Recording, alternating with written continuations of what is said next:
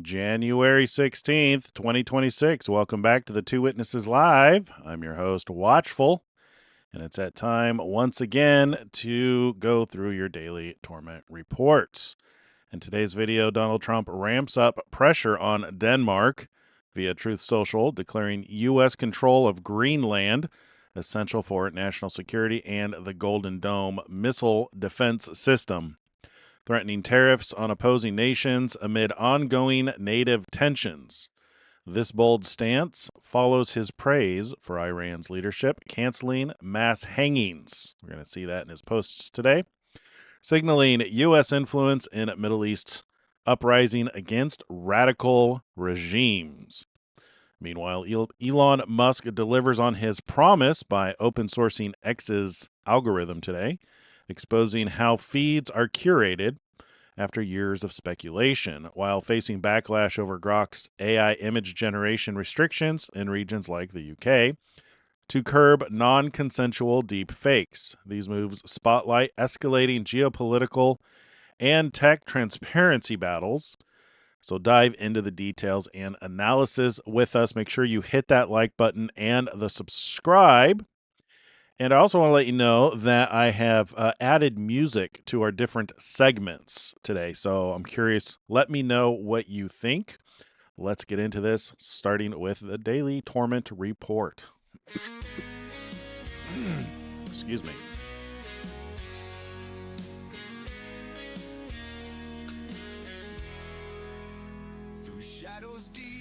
This song is one that I made for an album that goes through, and it makes there's a song for each one of the churches. The one you're listening to now is for Smyrna. We also have Philadelphia, so we'll switch those out from time to time when we're going through this section. So let's get started with Donald Trump. All right. It is my great honor to announce that the Board of Peace has been formed. The members of the board will be announced shortly, but I can say with certainty that it is the greatest and most prestigious board ever assembled at any time, any place. Thank you for your attention to this matter. One must recall the scripture that says, for when they say peace and safety, whenever it is, peace and security and boards of peace are announced. It kind of makes you wonder, is this the group that says for when they say peace and safety? Moving on.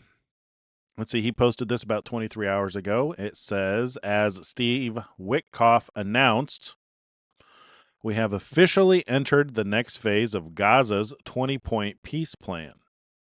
Since the ceasefire, my team has helped deliver record levels of humanitarian aid to Gaza, reaching civilians at historic speed and scale. Even the United Nations has acknowledged this achievement as unprecedented. These results have set the stage for the next phase.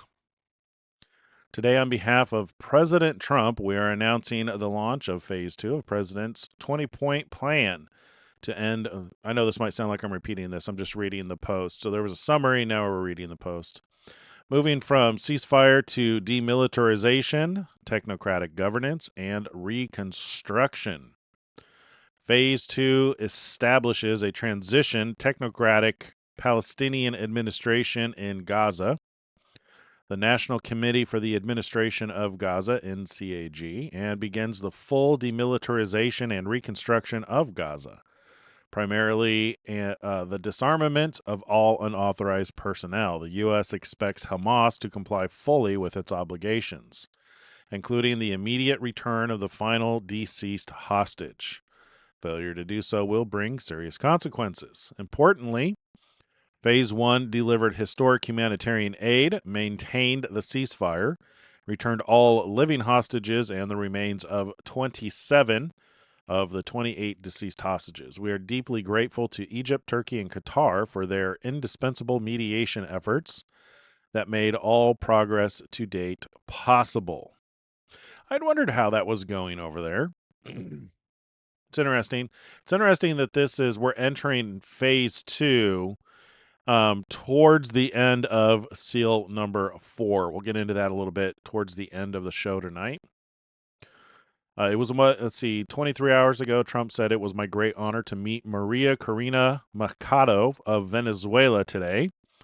She is a wonderful woman who has been through so much. Maria presented me with her Nobel Peace Prize for the work I have done. Such a wonderful gesture of mutual respect. Thank you, Maria. And then 7 hours ago, he posted, great meeting on healthcare this morning. The federal government money must be paid not to the insurance companies, but directly to the people. Great health care will be provided at a substantially reduced cost. Again, this was another one of those fun meetings where Donald Trump was just a comedian the whole time, most of the time. I think it was this one right here, 6 hours ago. Yeah.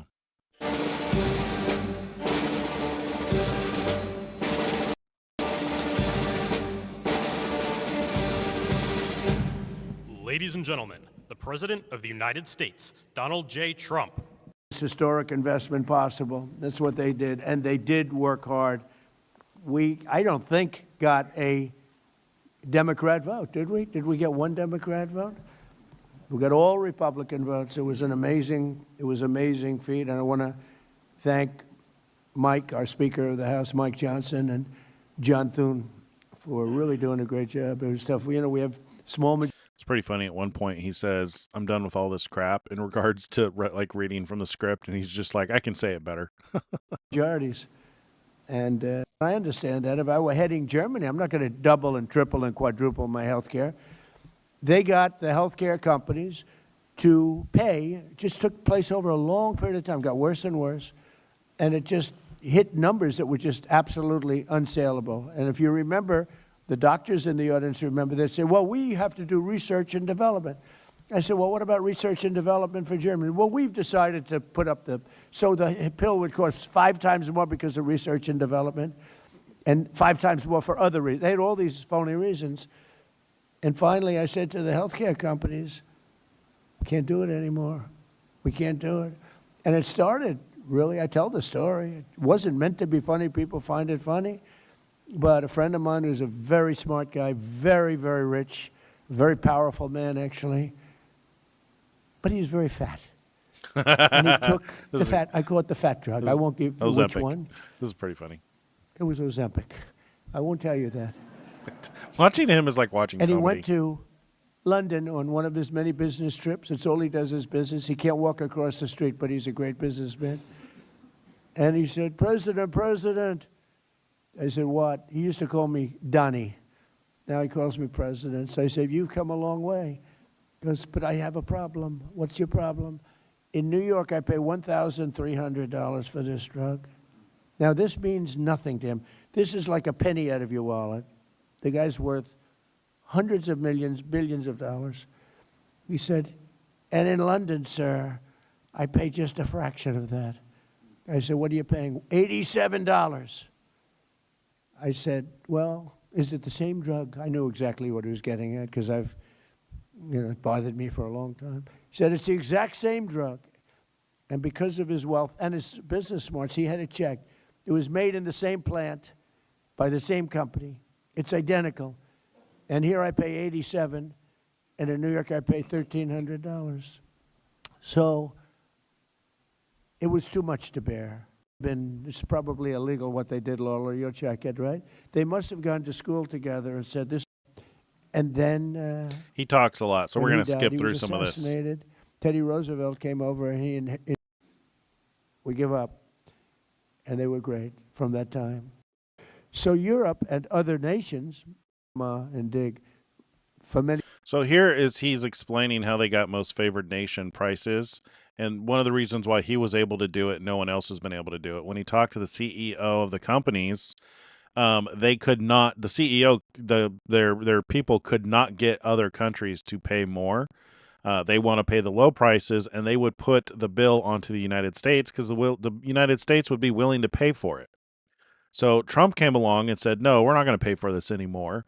And so there was a battle, and they still weren't making any headway. I think he's going to explain this here.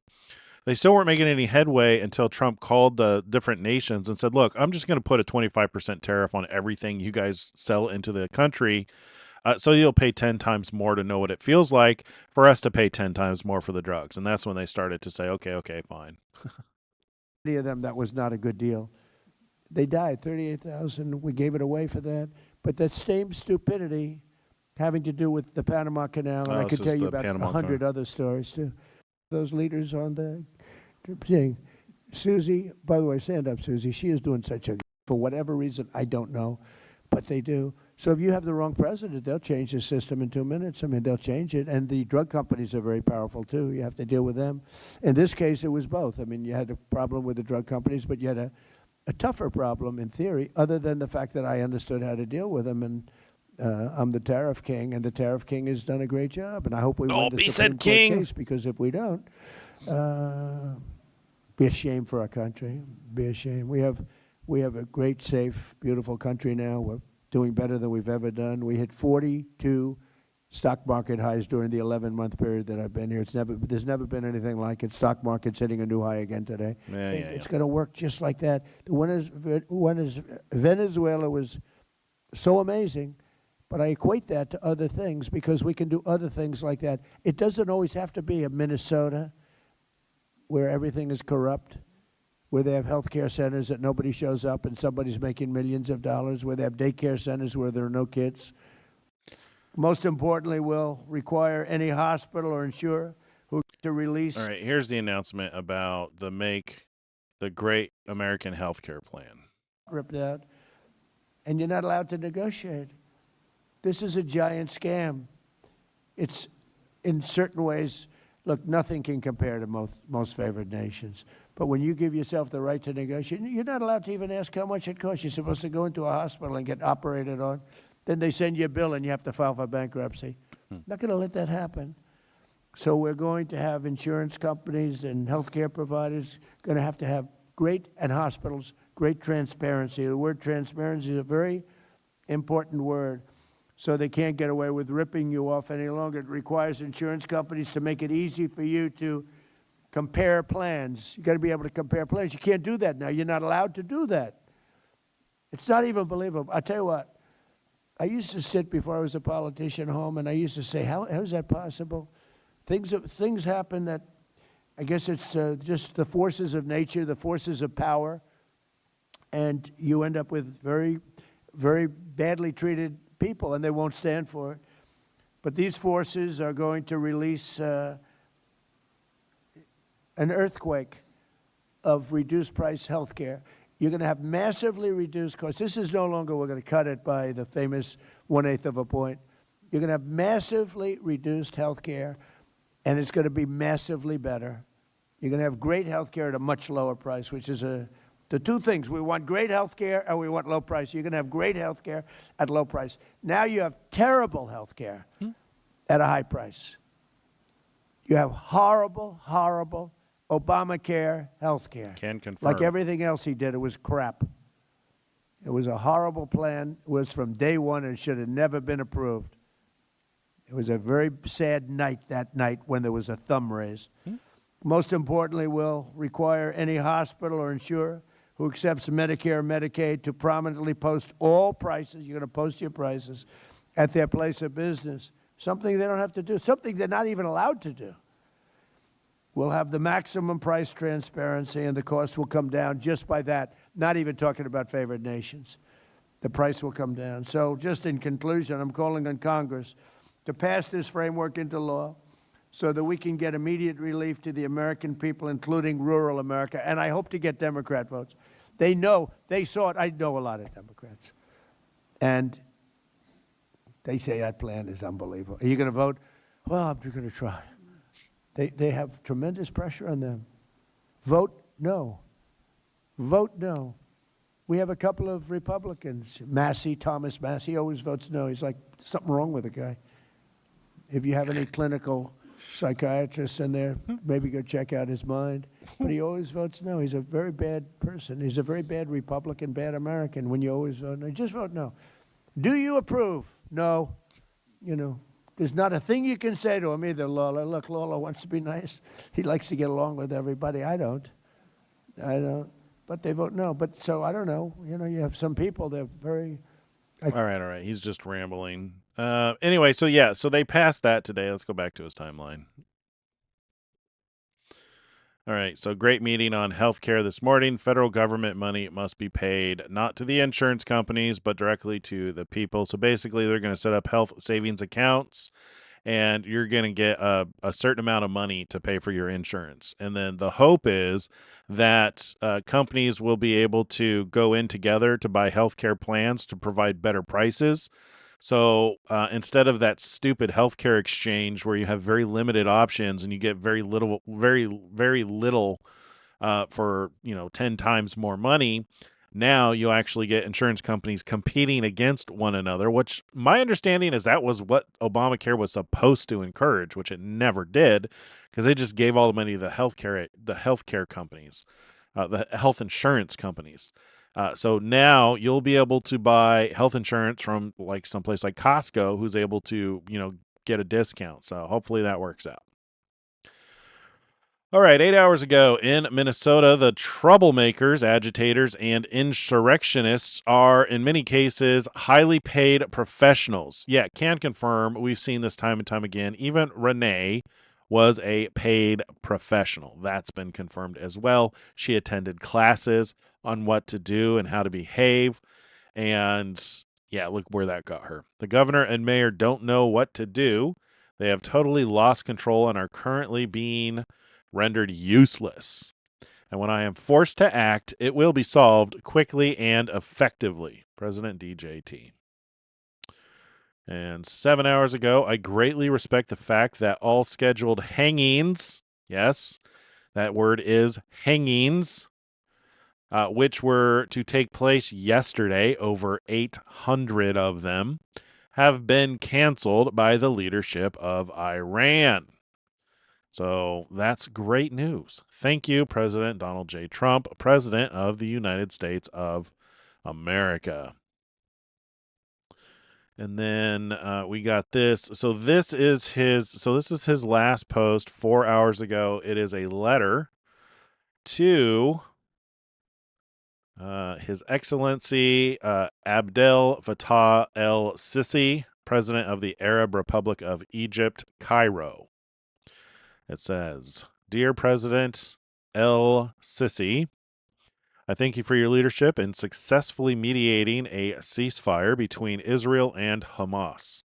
I recognize and admire your steady role in managing the many security and humanitarian challenges that have faced this region and your own people since October 7th, 2023.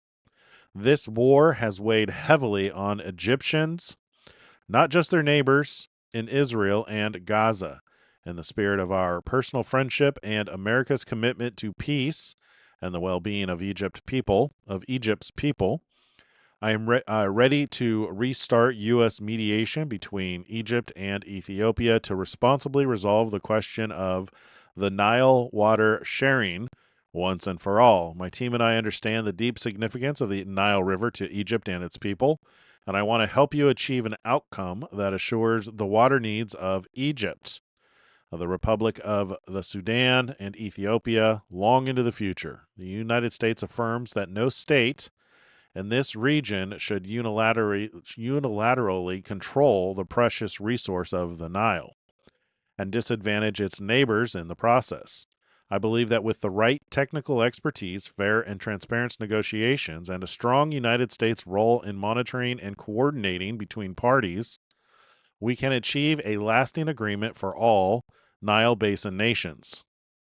A successful approach will guarantee predictable water releases during droughts and prolonged dry years for Egypt and the Sudan, while allowing Ethiopia to generate very substantial amounts of electricity, perhaps some of which can be given or sold to Egypt and or Sudan."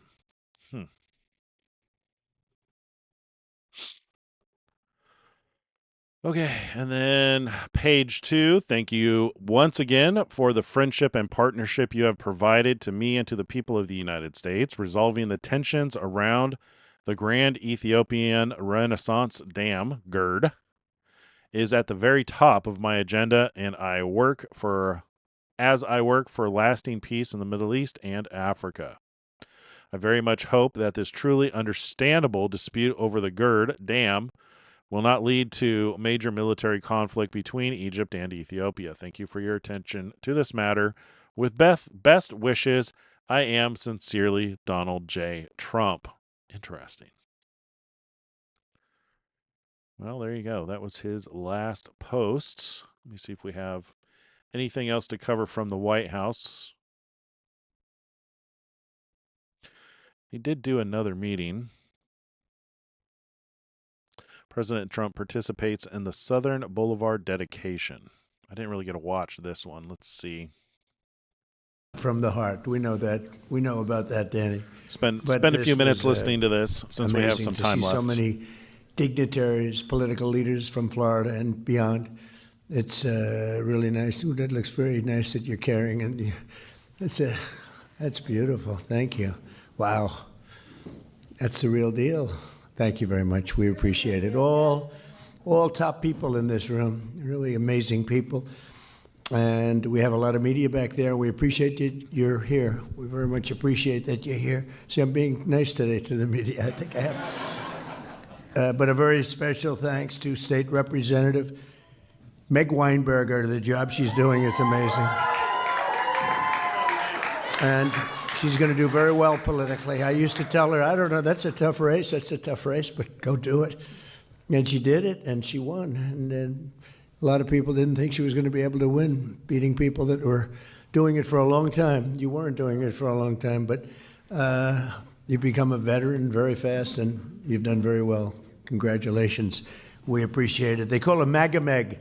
And now when you have that, you can never lose a race. You can't lose. People just didn't understand that you can't lose a race, right, with that. Thank you, darling. And where's your husband, by the way? Where is he, Eric? My arm candy. Wow. Great job. Thank you very much for that reference. That was a very important reference. Thank you, Eric, very much. And speaking of Eric, I have Eric Trump right here, who's a great guy. He's a great young guy, and he's done a fantastic job. When I'm away, I don't know, I look at, I see things happening all over the world, and the whole family has been so terrific, but Eric has been right there at the front, and I appreciate it very much. He's a great boy. We love that boy. We love that boy. Thank you, honey. Appreciate it. And I'm thrilled to be back in my home state of Florida, and this truly incredible privilege. I moved down here. I love New York, but it was just worked that way. And we won Florida so much and by so big, and it continues, just continues. We even have Club 47 here. Look at these representatives. Used to be Club 45. Then they said, I think we're going to behind the legislation granting me this great honor, including the Speaker of the House, Danny Perez, who I think has a hell of a future. I don't know what you're doing, Danny, but what a future. Wow. Really behind this with Meg and everybody else. And we did have his back at 100%. I appreciate it. And it's a great honor. Thank you very much. See you. Florida Agricultural Commissioner Wilton Simpson, who I've been with for a long time, right? I've been with him for a long time. And Mar-a-Lago. Most of these great houses went down. They went down rapidly, and they were subdivided into 25 homes, et cetera, and I'll tell you what, this was an honor, but they like me because I saved the house. Somebody said they like me because you're a great president, but they like you more because I saved Mar-a-Lago. Saving Mar-a-Lago was to them more important. You guys want me to have a disco party on Fridays? That's funny. Disco party. The goal is to keep these shorter on Fridays so that we can get to our Sabbath. He did there was another video. There 5 hours ago, they caught him while he was on the way to traveling. If you look at medicines and prescription drugs, they're going to come down by numbers that have never been seen before. And we're doing that by most favored nations and other nations. Whoever pays the lowest in the world, that's what we're going to pay. Right now, we're paying sometimes 10 times higher than other nations. So we have favored nations.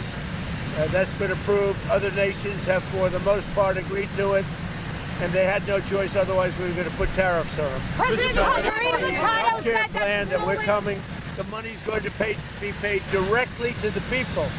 So it goes directly, not to the companies, not to the insurance companies. It's going to go directly. That's cool. I'm going to catch up on some of these chat messages here before we get away from Donald Trump. Let's see. Fury says, vessel USS Abraham Lincoln, a Nimitz-class nuclear-powered aircraft carrier. The carrier accompanied by its strike group, including guided missile destroyers, and an attack submarine. The carrier group and its strike group are diverted from the South China Sea to Iran in preparation for a strike on Iran. It is expected to arrive within a week. It is not a quick action. The earliest it can strike would be around January 20th. Let's see.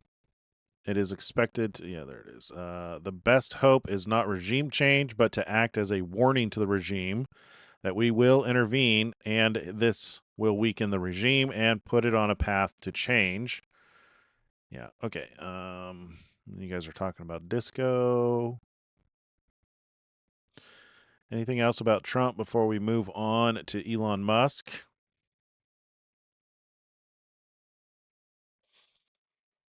Not seeing anything. Putin saying code red to Trump.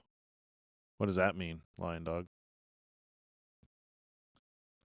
Directly to the people, and the people are going to buy their own health care.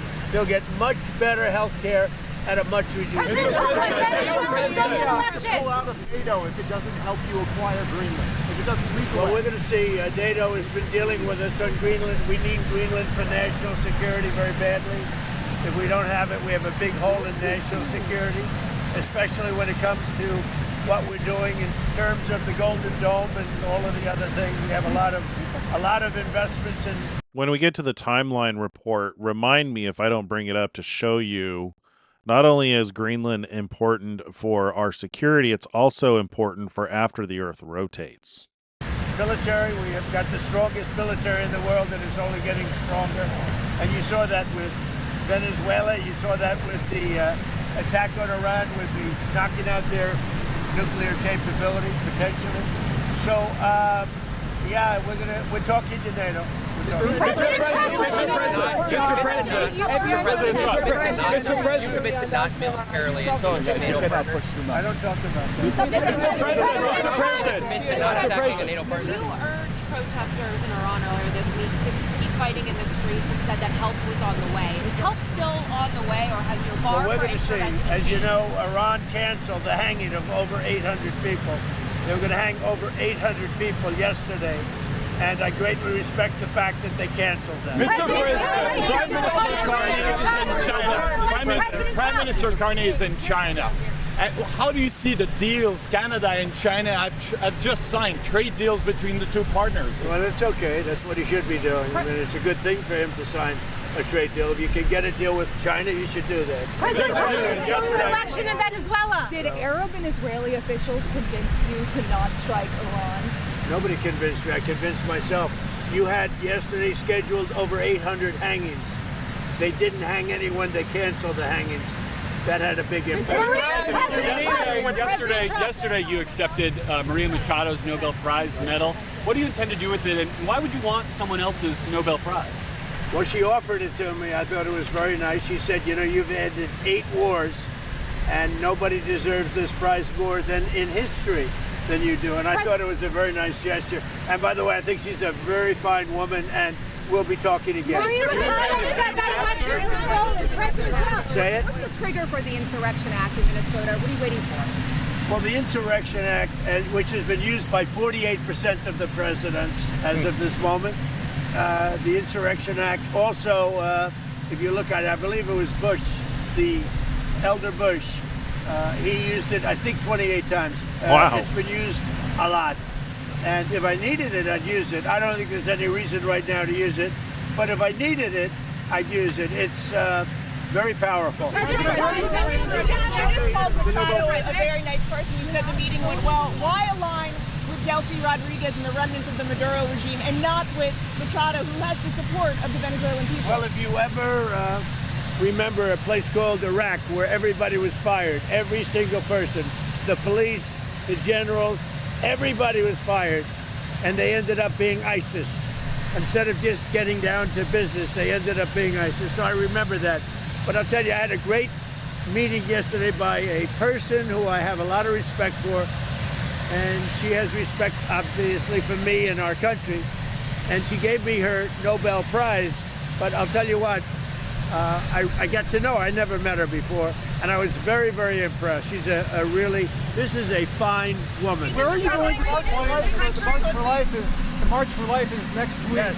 And some pro-lifers are worried about your support for the Hyde Amendment. What do you tell them? Well, you know what I tell them? You're going to hear about it because I just taped a beautiful piece for them, and they're going to play it. And those are great people. I want to tell you, they're great people. Thank you very much. That's great. Fury, I love this comment. What would really throw the left for a loop is if he put the prize in front entrance of the White House and put her picture with it along with his picture. That is pretty good indeed. That would be funny. All right, moving on to Elon Musk, starting our 30-minute timer and zooming in. If you guys didn't see this, more shenanigans in Minneapolis. This is interesting. We'll watch some of this. Hey, listen, I'll tell y'all now, they on the Snapchat, so they gonna be on y'all ass, y'all, if y'all recording this. They gonna be on your, they gonna be on your ass. So they're trying to yank a weapons safe out of the back of a truck, out of the back of a sedan. Oh my gosh.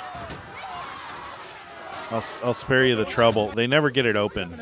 They keep trying. Testament to that safe. Funny thing is those are actually pretty easy to open, unless you do what they do, or they try and just sit there smashing it on the ground. It's pretty strong against rocks and dropping, but if you just hit the lock, I'm pretty sure it's pretty easy to open. Do you guys ever watch The Lock Picking Lawyer? I love that guy. He's fun to watch. He puts all locks to shame. All right, so this is so that was a video from Nick Sorter saying breaking anti-ICE rioters tied a tow rope to a weapons locker in a federal vehicle and ripped it out with a pickup truck as Minneapolis PD refused to respond. This is unsustainable. And then Hunter Ash says if ICE backs down now, they'll be teaching these criminals that their illegal tactics work. Send more agents, send the National Guard, arrest them all on federal charges so local juries can't let them off. Enough. Fury says they did open one and stole some weapons. Yeah, and I'll also add that they also got some sensitive documents, quite a lot of them actually, yesterday as well. They broke into a vehicle and found a stash of documents regarding which you would think that if you found a bunch of documents like for rapists and murderers, you would look at that and go, do I feel okay obstructing justice for a murderer? I would hope that somebody wakes up as a result of those documents. Let's see, from Grums says, thank you, Scott Adams, who passed away just a couple of days ago. You lost your son to fentanyl and made it one of your missions to stamp it out. You did, Scott. You did. Look at that, drop in deaths. So I wonder what role he played. I wasn't aware that he... I didn't really follow Scott Adams that much. I'm just now learning about him now that he's gone. Saw some very interesting... he had a podcast. Saw some very interesting shorts with him. Apparently, he attributes his cancer to the vaccine.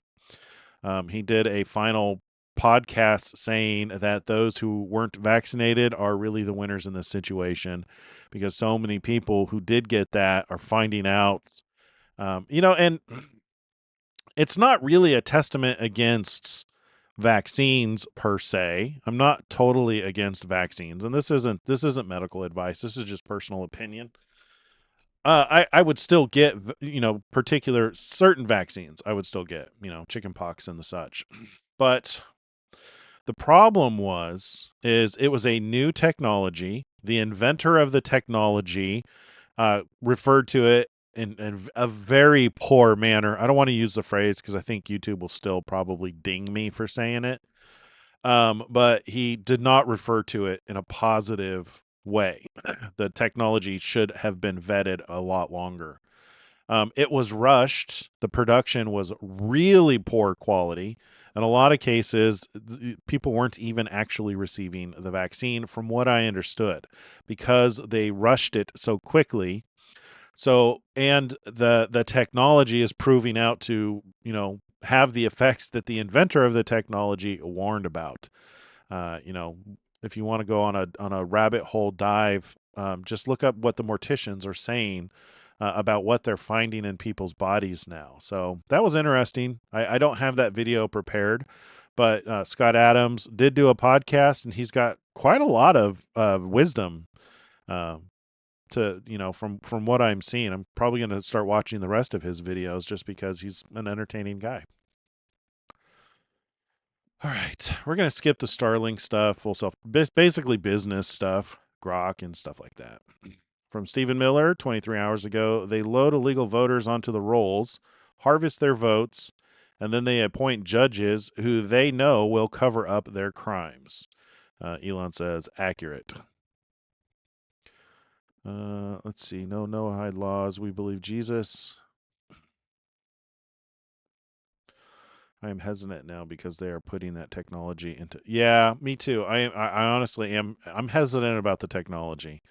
Give me the old ones that have been around for 50 years. I don't want the new technology. I agree with you 100%. Especially since what the inventor of the technology has said about it. From Stephen Miller, 20 hours ago, reposted by Elon. Every day for the prior 4 years under the Biden administration, our country was mass invaded and forcibly occupied by illegal aliens. Innocent American children were raped, mutilated, and murdered. Entire towns, Springfield, Columbus, and Eau Claire, were resettled. Entire neighborhoods were turned into refugee camps. Entire communities were transformed. Schools and medical systems ravaged, the treasury raided, walkable communities made unlivable, family parks made into crime scenes, communities scarred, besieged. These are incomparable crimes against nation and citizen. Yet, not one day in that long and brutal nightmare did the corrupt press show one tiny microscopic fraction of the outrage they now hurl at the brave heroes courageously reversing this invasion in the face of unceasing far-left assaults. This is because the corrupt press is the key instrument in the left's quest for national dissolution. Why can't we dissolve it would look bad, obviously, because he would then be accused of silencing free speech, but it seems as though we should be able to do more. It's a good point. I mean, call them out and shame them. I mean, I guess that's what X is for, right? From Robbie Starbuck, brutal honesty. The ICE situation in Minnesota may be a defining moment for how the next 10 years look. Yeah. Any weakness means fueling the worst domestic extremists. Here's what should be done. Invoke the Insurrection Act. I agree. Military arrests rioters and politicians. Agree. ICE triples presence and deports maximum number of illegals, while DHS denaturalizes anyone who committed immigration fraud and deports them too. Not one apology from the right for anything. This must be put down so thoroughly that the far left extremists can't effectively recruit people in other left-wing cities to replicate the chaos and criminal behavior. Draw a clear line now. One of two things is going to be normalized: rioting and criminality at the behest of the Democrats who run blue states or cities, or law and order, compliance with ICE, and clear lines we have in our country about crime. For moderates who may feel uncomfortable but may be prescribed by my prescribed course of action, consider that this is a binary choice because extremists only understand the language of power. Either you use it to draw lines, or they will seize it and use it to hurt you. Moderation in these moments isn't possible. It's only weakness masquerading as moral supremacy. You must be strong if you want a country worth a damn. You must be strong if you want order. You must be strong if you want peace. This is the reality. We have a binary choice: strength or weakness, crime or safety, borders or open borders, sanity or insanities. I know what I choose. And then he's got a lot of pictures showing the chaos. And I agree. And I really hope that this is what the Great Tribulation is finally a cleansing of this lawlessness, this sin, this rebellious nature, to bring people to justice. That's what I hope that the Great Tribulation is.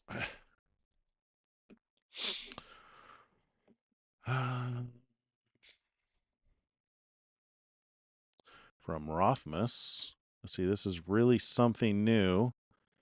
New England's 6 states vote about 40% Republican and have literally 0 Republican representatives in Congress.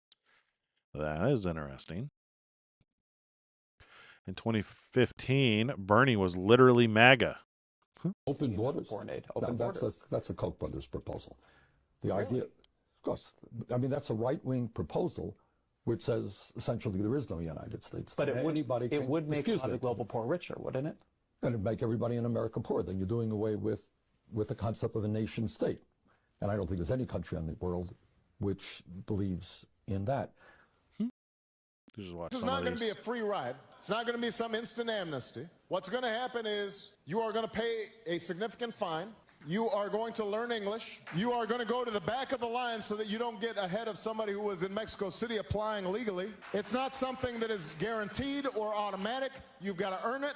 I think the American people, they appreciate and believe in immigration, but they can't have a situation. All Americans, not only in the states most heavily affected, but in every place in this country, are rightly disturbed by the large numbers of illegal aliens entering our country. The jobs they hold might otherwise be held by citizens or legal immigrants. The public service they use impose burdens on our taxpayers. That's why our administration has moved aggressively to secure our borders more by hiring a record number of new border guards. So I think we got to have tough conditions. Tell people to come out of the shadows. If they've committed a crime, deport them. No questions asked. Odd how they have changed so much. So you got Bernie, Obama, Bill Clinton, and Hillary Clinton, all saying that illegal immigration, illegal aliens need to come out, that crimes need to be punished, and yet they've completely changed their tune in these end days. The only thing I can imagine is these guys are empty vessels, and they're possessed with demons, with evil spirits, because they have completely changed. Maybe that's what it means in Revelation 3 and 4 when it says a third of the angels were cast to the earth. I mean, maybe that is the demons, the disembodied Nephilim, being allowed to freely inhabit the vessels of those who will allow them. I don't know. That's just speculation, but it's interesting to see the dramatic turnaround of these guys. It could just be that they've realized that is their only chance. The MAGA movement is so powerful, and the support is so immense that their only chance of ever winning is to literally cheat. Elon has brought this up time and time again, that this is where nations go when one side starts to dominate. If the other side is not a moral and just party, they tend to lie still, cheat to get their way, to take over nations. Okay, this is a repost from December 1st, 2025. I just met with the president, so this is Kristi Noem. I am recommending a full travel ban on every damn country that's been flooding our nation with killers, leeches, and entitlement junkies. Our forefathers built this nation on blood, sweat, and the unyielding love of freedom, not for foreign invaders to slaughter our heroes, suck dry our hard-earned tax dollars, or snatch the benefits owed to Americans. We don't want them, not one. Words that still resound today. All right, from the Fisher King. I had a male teacher for grades 5 and 6 who was highly eccentric, not gay. He was a family man without a whiff of scandal. He had old printing presses in the classroom when we learned about how books and newspapers were printed. By printing our own pages with movable type, we set ourselves. He showed us violent war movies. He had World War II and Vietnam veterans come in and give graphic talks. One guy talked about his baptism of fire in Japan. He said something like, "I jumped into the foxhole and killed 2 Japs with my pistol. I'm glad I bought that pistol off a guy before the fight because I might not be here if I didn't." The teacher would tell us the casualty figures of World War I and II and sometimes start crying. He always taught us chess, and he spotted kids who were good in math. He gave me math problems well in advance of 6th grade and ensured I was pushed up a level in middle school. He was tolerant of wild boy behaviors, including boys throwing things at each other across the room. Only a few years later, I heard he had to stop showing the war movies. The veterans weren't allowed to give talks. He retired shortly thereafter. He was getting old anyway. But this kind of man used to teach elementary school. I don't know why he wanted to do it, but he was good at it, and I don't think there are many like him in public schools that this now, and that isn't good for boys. Yeah, so there's 2 things here. Is one, understanding history, and so that we can avoid repeating it. It's important to understand the graphic horrors so that you can avoid those atrocities if at all possible. And it's also the other thing he's talking about here is letting boys be boys. It's important to let boys be boys because that's how they discover the limits. That's how they know, what is acceptable and what's unacceptable. Similar story, 7th grade math teacher had left my school. So this is Elon responding. Similar story, 7th grade math teacher had left my school unexpectedly. And so the principal, who had been in World War II, took over my class. He told amazing and brutal stories of his time in the war, while also doubling the normal curriculum speed to do 2 years of math in one. But if you didn't do your extra math homework, you didn't get to hear the stories. Everyone did their homework. That's amazing. Let me get this straight. Ned fuddled 300 million of taxpayer dollars through NGOs. It literally funds the censorship of American citizens. Yes, indeed. Ned is bad. Grok 420.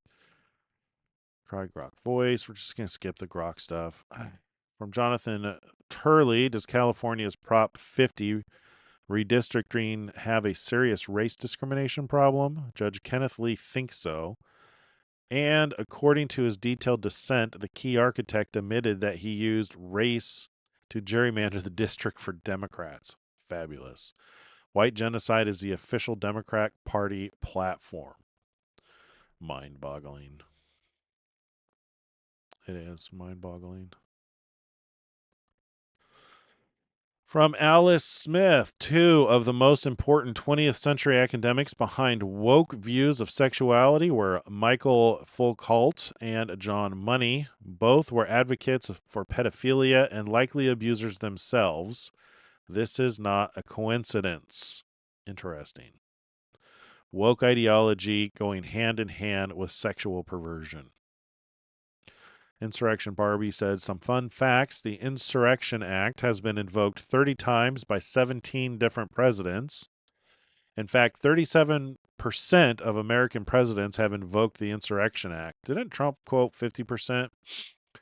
I mean, he quotes so many things off the cuff. You got to allow him, When public speaking, it's very easy to... what's really weird about public speaking is your mind plays tricks on you to where in your mind you're thinking of the thing that you want to speak and say, but your mouth will actually say something different.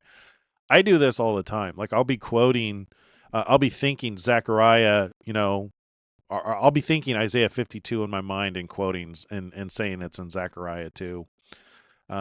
It's just an anomaly of public speaking. Your brain and mouth are not always in sync. So anyway, I bring that up because people like to point that out and say that so-and-so is lying or stuff like that. That's just clearly you don't do any public speaking. Let's see. It was invoked to deal with rebellions and uprisings. What are rebellions and uprisings? Examples: armed groups openly defied federal law. State or local authorities could not or would not enforce federal law. Violence or organized resistance threatened the authority of the federal government. Courts were blocked, taxes couldn't be collected, or officials were attacked. Looks like I just described Minnesota. Indeed. Time to invoke the Insurrection Act. Yeah. At SpaceX, they want to make Star Trek real. Wow, it's happening in Pennsylvania too. I have evidence of non-citizens being summoned for jury duty in the Commonwealth of PA. It appears this is a nationwide problem. Yeah, I imagine so. You let 25 million illegal immigrants into the country. So you don't have to love Donald Trump in order to understand that he is saving us from one of the most deranged, incoherent, unscientific timelines in American history. 100%. 100%. 2 individuals plead guilty to $68 million in adult daycare fraud scheme. Fantastic. From Austrian Alred, you won't find anyone more fervently capitalist than someone who grew up under communism. If you want to meet the people who have a generational hatred of communism, travel to Eastern Europe. Okay. Mississippi has momentum on this. This is our time. So join me for this to announce a record-breaking $20 billion investment in our state. Oh, it's 38 minutes. Mississippi. They are going to create hundreds of... This is an AI thing. And supporting local businesses. This truly is a win-win situation for everyone in this community and everyone in our state, and I couldn't be prouder than standing beside these individuals today.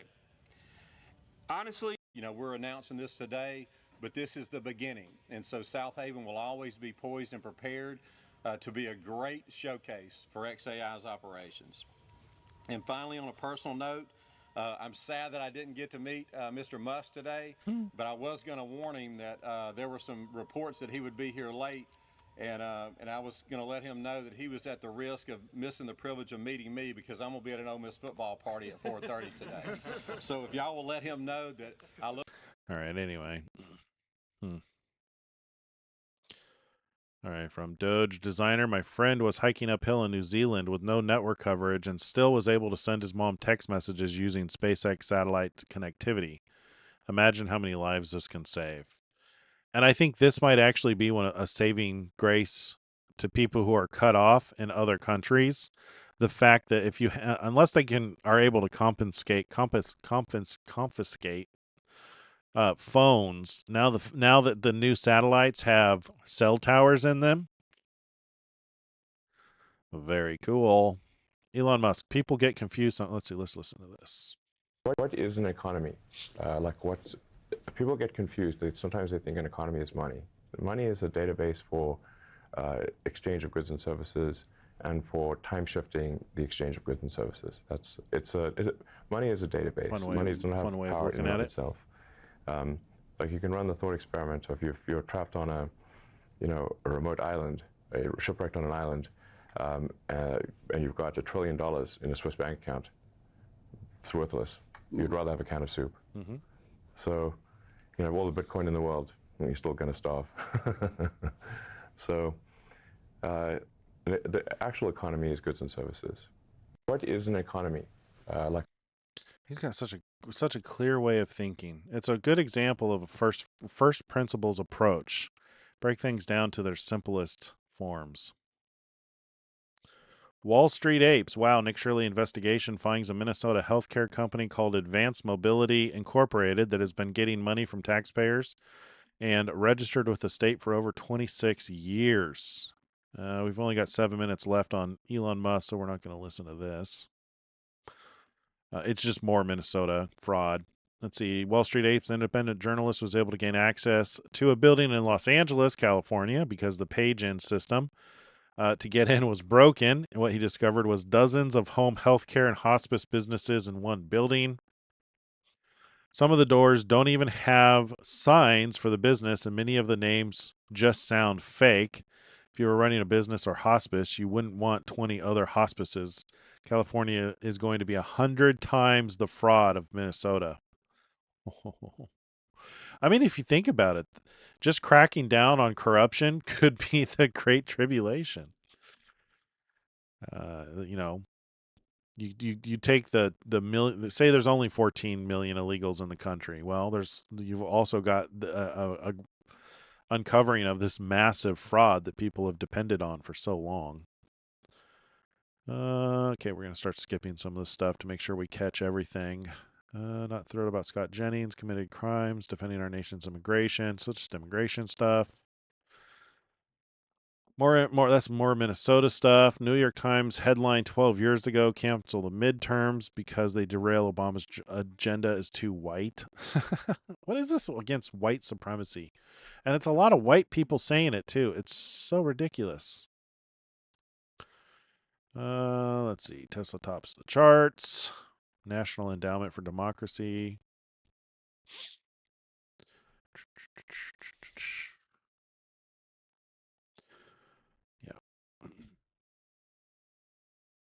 Yale. We've already read about Yale. Only discussed their conspiracy to commit fraud and steal charity. Interesting.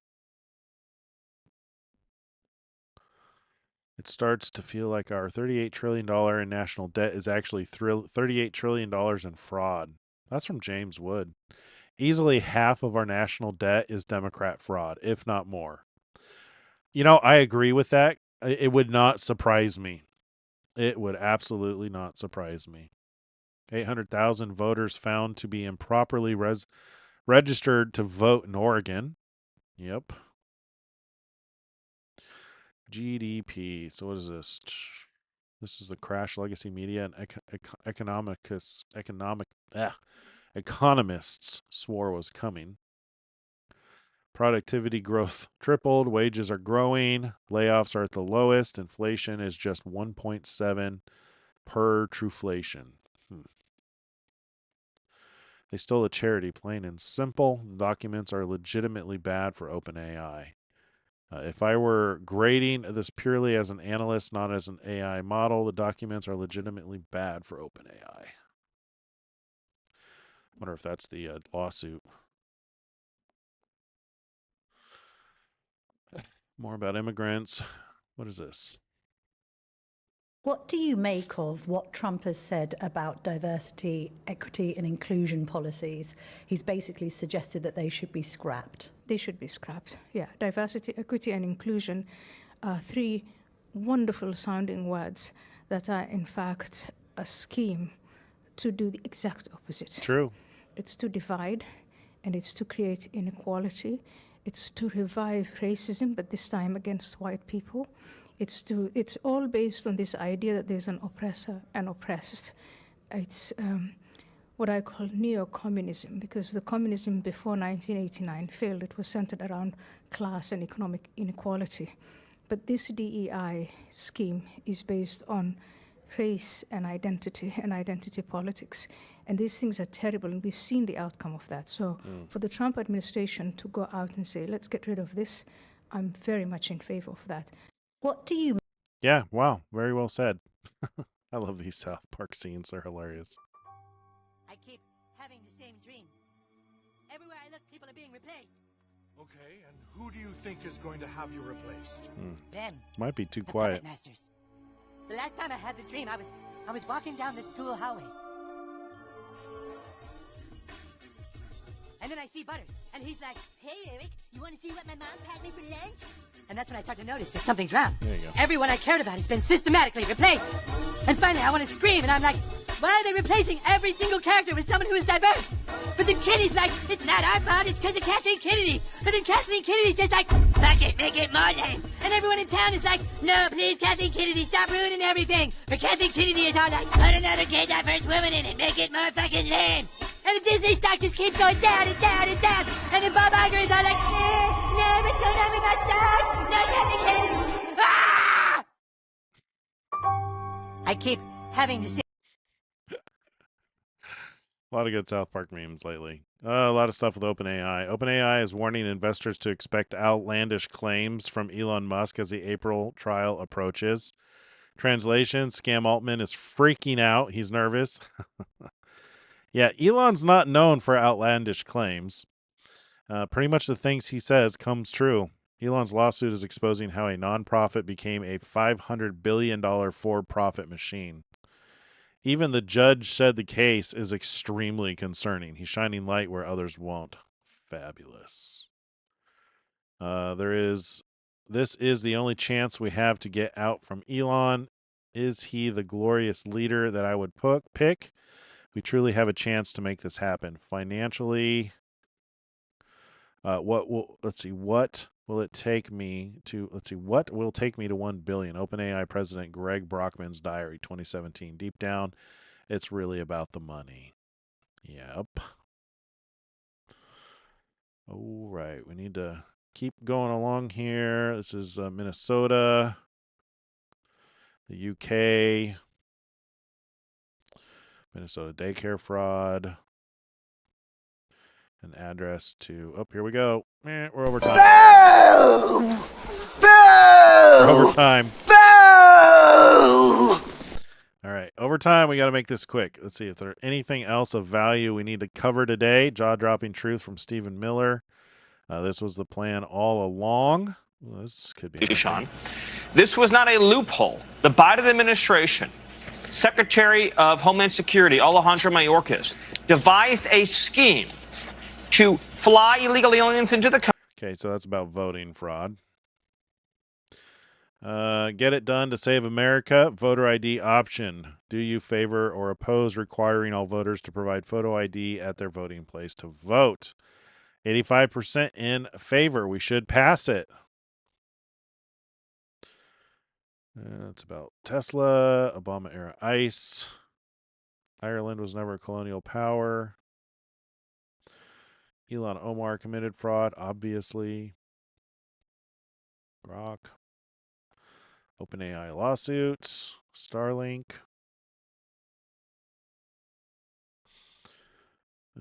We are almost done. Sam Altman has indirect stake in OpenAI through YC Fund.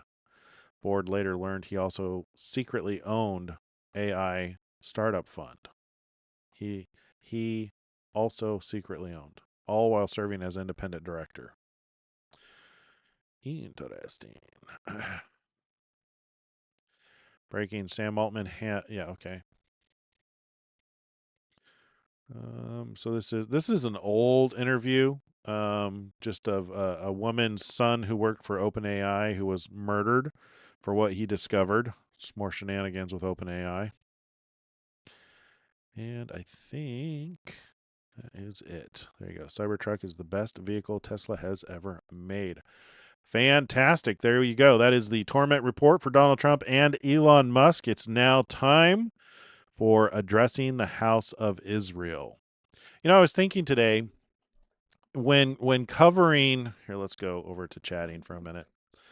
When covering these videos for addressing the house of Israel, maybe I should change the name of this segment to Addressing Zion. I haven't decided yet. Let me know what you guys think. If it's what's better, addressing the house of Israel, or addressing Zion, because the objective is it's not entirely trying to get, the Jews to realize that the Messiah, that Yeshua is their Messiah. It's also directed at those who are spread throughout the daughter of Babylon. I'm thinking of Zechariah 2, where it talks about, he has spread us all out. He's spread out all the children of Israel throughout all of the daughter of Zion. Here, let me show you what I'm talking about. Zechariah 2. It says, up, flee from the land of the north, says the Lord, for I have spread you abroad like the four winds of heaven, says the Lord. Up, Zion, escape, you who dwell with the daughter of Babylon. For thus says the Lord of hosts, he sent me after glory, to the nations which plunder you, for he who touches you touches the apple of his eye. For surely I will shake my hand against them, and they shall become spoil for their servants. Then you will know that the Lord of hosts has sent me. Sing and rejoice, O daughter of Zion, for behold, I am coming, and I will dwell in your midst, says the Lord. Many nations shall be opened to the Lord in that day, and they shall become my people, and I will dwell in your midst. So, I don't know, maybe we should change this to addressing Zion. We'll see. For now, now it's about awaking. Zion, arise, shake off the dust, lift your eyes, the chains that bound you are broken. All right, and for today's video, we are going to be responding to another one from Tovia Singer from Tanakh Talk. The question is how were the people of the Old Testament saved when Jesus had not come yet? So we're going to get into some interesting topics you may have not considered before about sin and why Yeshua's blood is so important, and it's a major thing that the Jews miss. So let's get into this. Go ahead and present your question to Rabbi. Rabbi Tovia Singer, Marcos from Miami, Florida. One of the things that the Christian missionaries try to do is show absolute logic in their Sheker, in their so-called New Testament. So one of the things that you turned me on to is the fact, what do they do with Abraham, Isaac, and Jacob, David, Solomon, Joseph, Isaiah, in the fact that there was no Yeshua, no Jesus, around their time. And one of the things that I learned from you is that they came up with the contraption of progressive revelation. Right. Rabbi, you got. Okay, so he's going to talk about progressive revelation, but before that, I want to read about Abraham, since he brought it up. Let's go over here.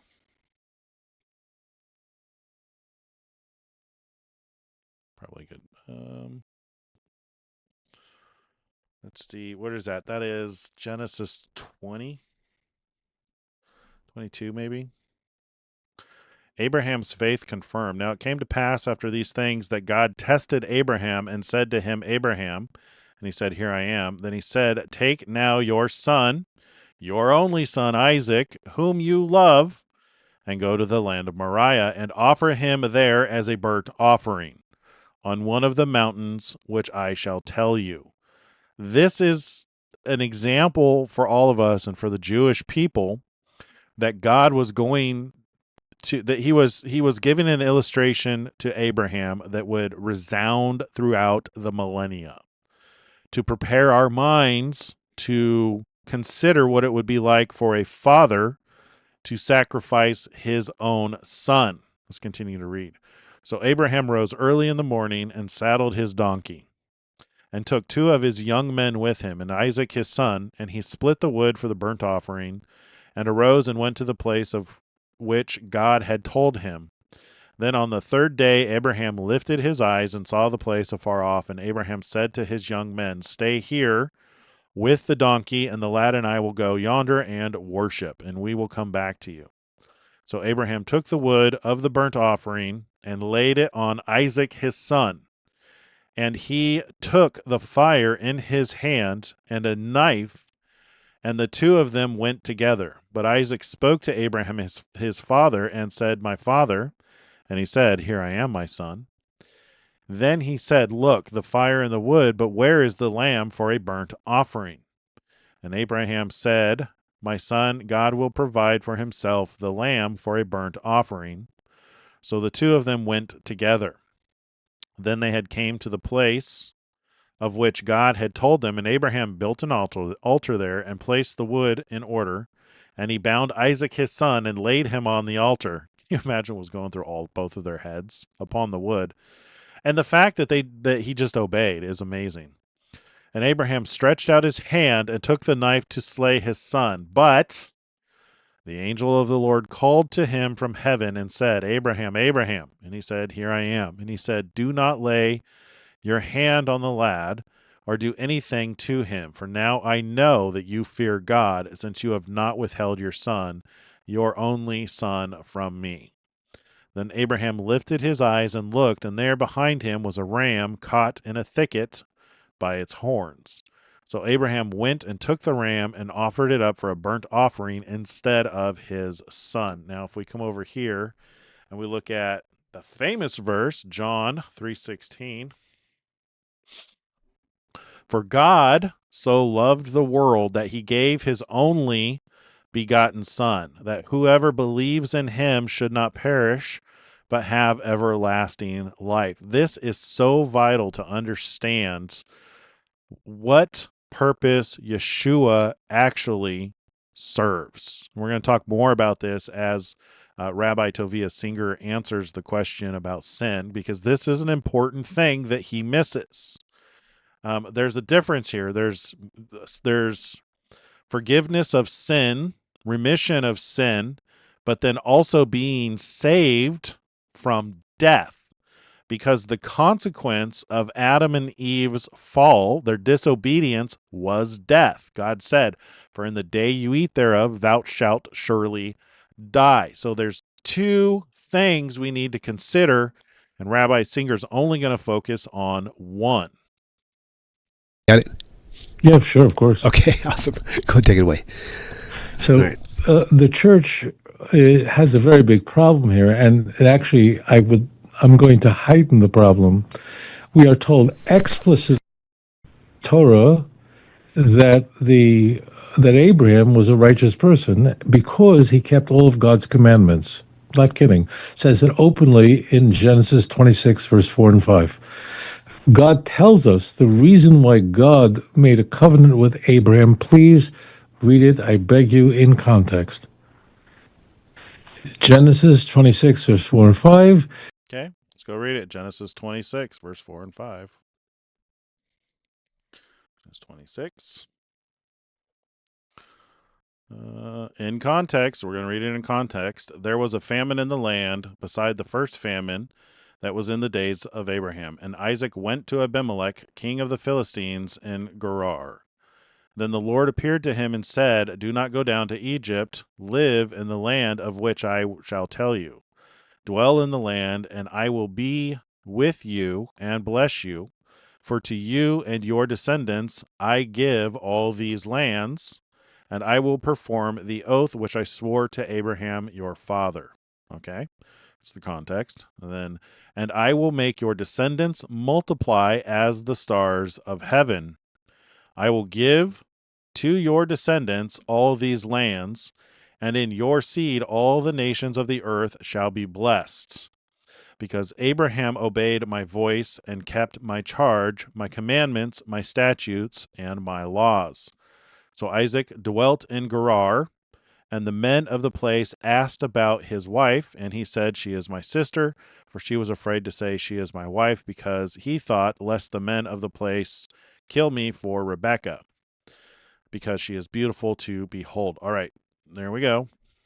Got the context. Let's continue. It's because Abraham the reason why God made a covenant with him is because he was completely loyal to God. In Christian theology, this is completely impossible. In all of Christian theology, it's impossible because I don't think that's true, Tovia.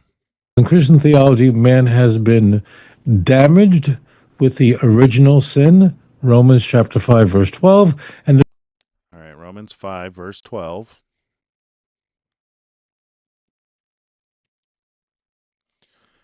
Therefore, just as though one man's sin entered the world, and death through sin. See, he's missing the sin. There's a difference between sin and the consequence of sin being death. Therefore, just as one man entered, just as through one man sin entered the world, and death through sin, and thus death spread to all men because all sinned. For until the law, sin was in the world, but sin is not imputed when there is no law. Nevertheless, death reigned from Adam to Moses, even over those who had not sinned, according to the likeness of the transgression of Adam, who is a type of him who was to come. But the free gift is not like the offense. For if by one man's offense many died, much more the grace of God and the gift by the grace of one man, Jesus Christ, abounded to many, and the gift is not like that which came through the one who sinned. For the judgment which came from the one offense resulted in condemnation, but the free gift which came from many offenses resulted in justification. All right, we're getting complicated there. You get the point. We read that. There's nothing man can do to earn his way into heaven. Now, anybody watching me who's ever been to church knows I'm not making this up. Every one of you know I'm telling the truth, and I'm steel manning this rather than straw manning it.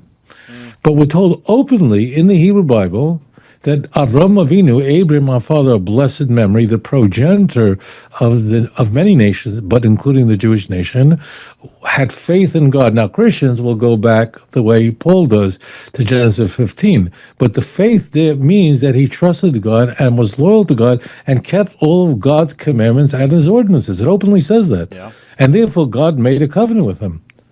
This in Christian theology is absolutely impossible. Second, progressive revelation is a trick.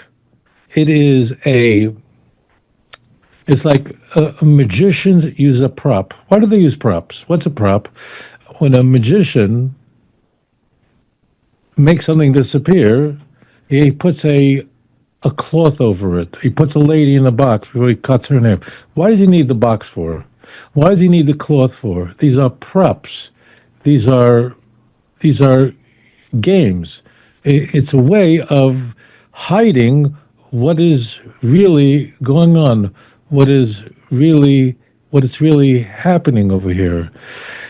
You can have progressive revelation on things that are going to happen that have nothing to do with how we live our lives.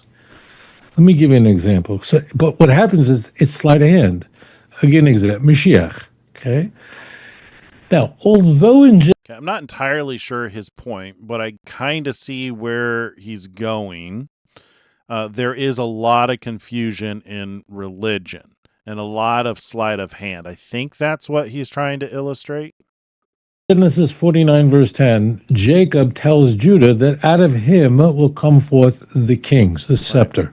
Okay, so we have that in Genesis 49, verse 10. The first explicit prophecy of Mashiach comes from a non-Jew, from Bilam, in his fourth oracle in Numbers chapter 24. Numbers chapter 24. Non-explicit prophecy of a Messiah? What about Genesis? The seed of the woman would bruise the head of the serpent. I might be misunderstanding what he's saying. Okay. But it's not yet, it's clearly talking about the Messiah, but what's going to happen, we really don't find out more details until after King David is anointed by Samuel, and then we have more and more detailed messianic prophecy of exactly what's going to unfold, and it's happening now. Yes. Now, of course, this is the thing that we can agree on, Tovia, is the prophecy is unfolding now. And the point of this segment in my show is to wake up Israel, to wake up the house of Zion, to wake up Zion, who doesn't realize that Yeshua is the anointed one who was promised to come during this time. And like you said, with progressive revelation, there's one, and I hope you explain this some more because I want to talk about this some more. Yeshua in John 14:29 told us that the reason he told us these things before they happen is so that when they do happen, you will believe. Now, he has given us, he's told us that this information came via his Father and that he told it to his disciples. And then furthermore, after his ascension, he sent an angel to John to signify it to John to write down the book of Revelation. A lot of those events, they were hidden through time. But now that they're happening, they're being revealed. And I believe that we can prove beyond doubt, because there's just an overwhelming amount of data, an overwhelming amount of information that proves what he said is true. And the key, I'm not going to get into it. I'll save it for the timeline report. But the key factor is the Revelation 12, 1 and 2 sign. I will show you this. This sign happens only one time ever. There are variations of the sign, but explicitly as it's described in Revelation 12, 1 and 2, this only happens one time. It is an anchor point that was prophesied about 2,000 years ago-ish, that has now come to pass, which links an event, which links the sign that was prophesied about with the events that surround it. And because of this, we're able to identify the events, and there's a lot of data that supports this. Seal number 1, 2, 3, and 4. We're able to identify these events and see the prophecy, see the things that he said would come to pass happen. And you can see this in Matthew 24. You may argue with it, and people may argue with it, saying that the things in Matthew 24 have happened for millennia, but they're happening now, and there's very specific data points pointing to them that are very clear. We'll get into more in the timeline report, but I'm going to let you continue. Of course, there's a progressive revelation of exactly what is going to happen in the Messianic age. Yep. Why? Because it's not germane to me. For example, this is not correct, but the first really explicit mention of the resurrection of the dead. Now, we really have God saying, I put to death, I bring back to life at the end of the book of Deuteronomy. Mm-hmm. So we really have it there. But to say explicitly the resurrection of the dead, that the grave is a temporary place, the first explicit place is Isaiah 26:19, which means Isaiah lived 2,700 years ago. But the Isaiah 26:19.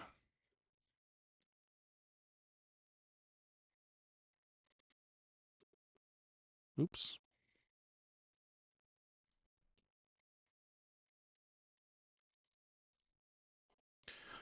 Let's see. Your dead shall live.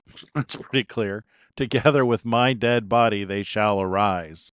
Awake and sing, you who dwell in dust. For your dew is like the dew of herbs, and the earth shall cast out the dead. And I'd argue that this is a parallel to 2nd Esdras, too. The point is that you don't have to know 3,000 years ago, in the time of David, exactly about the details of the resurrection of the dead. It does not change my behavior. And I'm going to say to you right now that please God, we're going to see the resurrection soon. I await that. Mm-hmm. But I have no question, no doubt, that when we witness the Tchias HaMesim, the resurrection of the faithful, that we're going to go, oh, wow, so I didn't realize how that was going to happen. And I look forward to that. That's fine.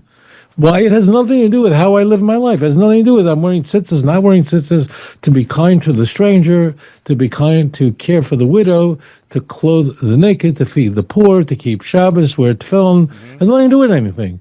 There cannot be progressive revelation how we behave in our lives. You have to listen very carefully. I'm going to say that again. There cannot be a progress of revelation of how we have to live. Why? Because I need to know now how to worship God. Is he one? Is he three in one? All right, so this is going to start getting fairly complicated pretty quick here, but I want to address what he just said. And I think it's a valid point, and I agree with him. You need to know how to define sin. And I think we can define it in probably the New Testament in 1 John 3-ish. Whosoever committeth sin transgresseth also the law, for sin is the transgression of the law. I think that's pretty simple to understand. Also, Deuteronomy describes Israel's actions as rebellion. Sin is ultimately defiance towards God's will and character. When I was growing up, I was taught that sin was separation from God. So God has a will for your life. He gives us instructions, and not following those instructions is sin. So if you read the Bible, you know what the instructions are. You know what his will is for your life. Simply not doing that is sin. And the church makes up a lot of things that are sin, that are not in the Bible. People think that just bad, and this is the fault of the church for not really teaching Torah and not really teaching how to live life that's loving God. And Jesus made this so clear. Love God and love your neighbor as yourself. If you're living life working towards loving God, you want to do his will. And here's where Christians are going to disagree with me. That involves obeying the law. And here's the thing, and I know the Christians are, anybody who's going to watch this video is going to start freaking out that the law was done away with. No, it wasn't. You've been lied to if that's what you believe. If you believe that God's will has been done away with, you've been lied to. If you think that it's been replaced, it has not. It's been simplified because God's will is simple. Love God with all your heart, soul, mind, and strength, and your neighbor as yourself. All the law and prophets fall under these two commandments. Everything that God tells us. The things that seem weird. Don't eat pork. Well, pork is an unclean animal. It is bad for you, even though it tastes delicious. It's literally for your benefit that you should not eat it. It's, you can be religious about that or not. But the reality of it is pork is not healthy. And there's other things like that. They're called unclean for a reason, because they are unclean. There are things we don't know about them. Even to this day, there are things we don't know about unclean animals that it will benefit you to not put that into your body. So the law has not been done away with. You can know God's will and follow it and not be sinning. The church would have you, and this, I believe this comes down to religious narcissists who want to control you or want to have a doctrine that everybody agrees on that's separate from the Torah for a way of behaving. That is a cultural law or a cultural agreement. It is not necessarily God's law. I wish, if churches would just make the difference, like this is the church's law, the church's creed, you could decide for yourself what you want to obey. But people want to claim to be special, they want to claim to be anointed, and they want to make rules that affect your life. And it may not be biblical.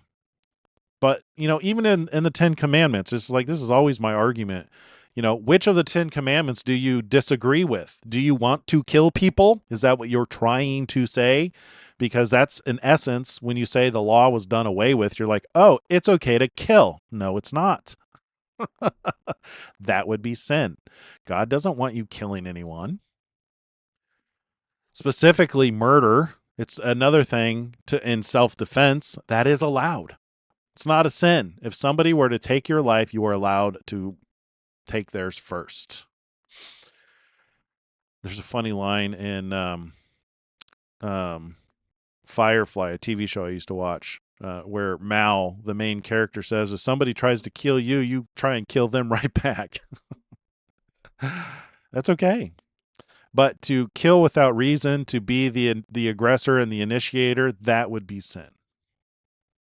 So, yeah, there's that, but what he's ignoring is the purpose for the Messiah, and the reason why the Messiah had to die. And the basis for that is Abraham. God gave the example in Abraham that he tested him with killing his own son and provided a lamb as an example that that's what he would do with his son. Now, why is Jesus the Son of God? Because he doesn't have a biological father. Adam did not have a biological father. Therefore, Adam was a son of God. The watchmen are the watchers. We don't know a whole lot about them, but the assumption is they didn't have biological fathers. Therefore, they are sons of God. There's surprisingly a lack of information in that regards, but they are referred to as the sons of God. What's different about Jesus in John 3:16 is he says, "For God so loved the world that he gave his only begotten son." Begotten implies pregnancy, where a sperm and an egg come together to produce a human being. That is what begotten means. Literally, the implantation of a seed in an egg. Yeshua was the only begotten son of God, to where he didn't have an actual father contribute the seed. And that's how we get the answer to the seed of the woman. Yes, I understand seed can also refer to progeny and children and family tree, but it can also refer to sperm. And I've explained this before, but this isn't explicitly written in Torah or in the New Testament in the Bible, but the information is there to make a valid argument for how that happened. Adam was formed from the dust of the ground. He had no biological father. He was formed from dust. Eve was not the product of a father and mother. She would be a daughter of God. However, she was taken from Adam's rib and formed from Adam's rib. We see a pattern where God doesn't, where once material exists, he used the material rather than going back to the old way. So once the genetics were there, so it stands to reason that he would have used a similar process with Mary and Jesus.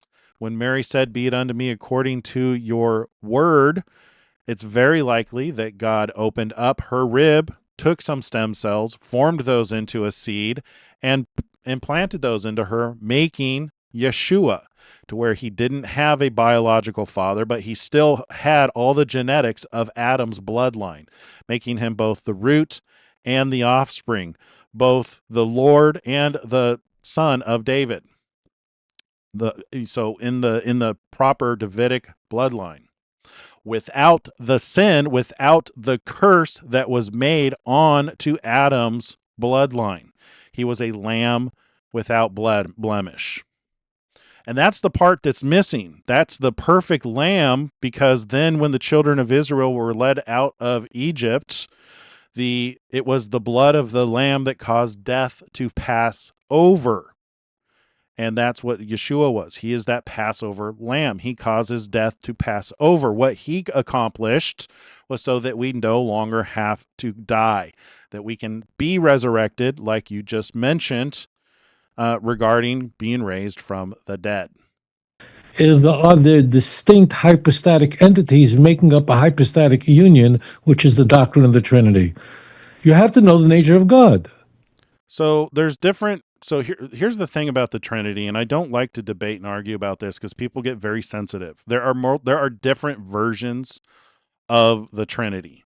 Some of them are blasphemy, and some of them are not. I'll just leave it at that.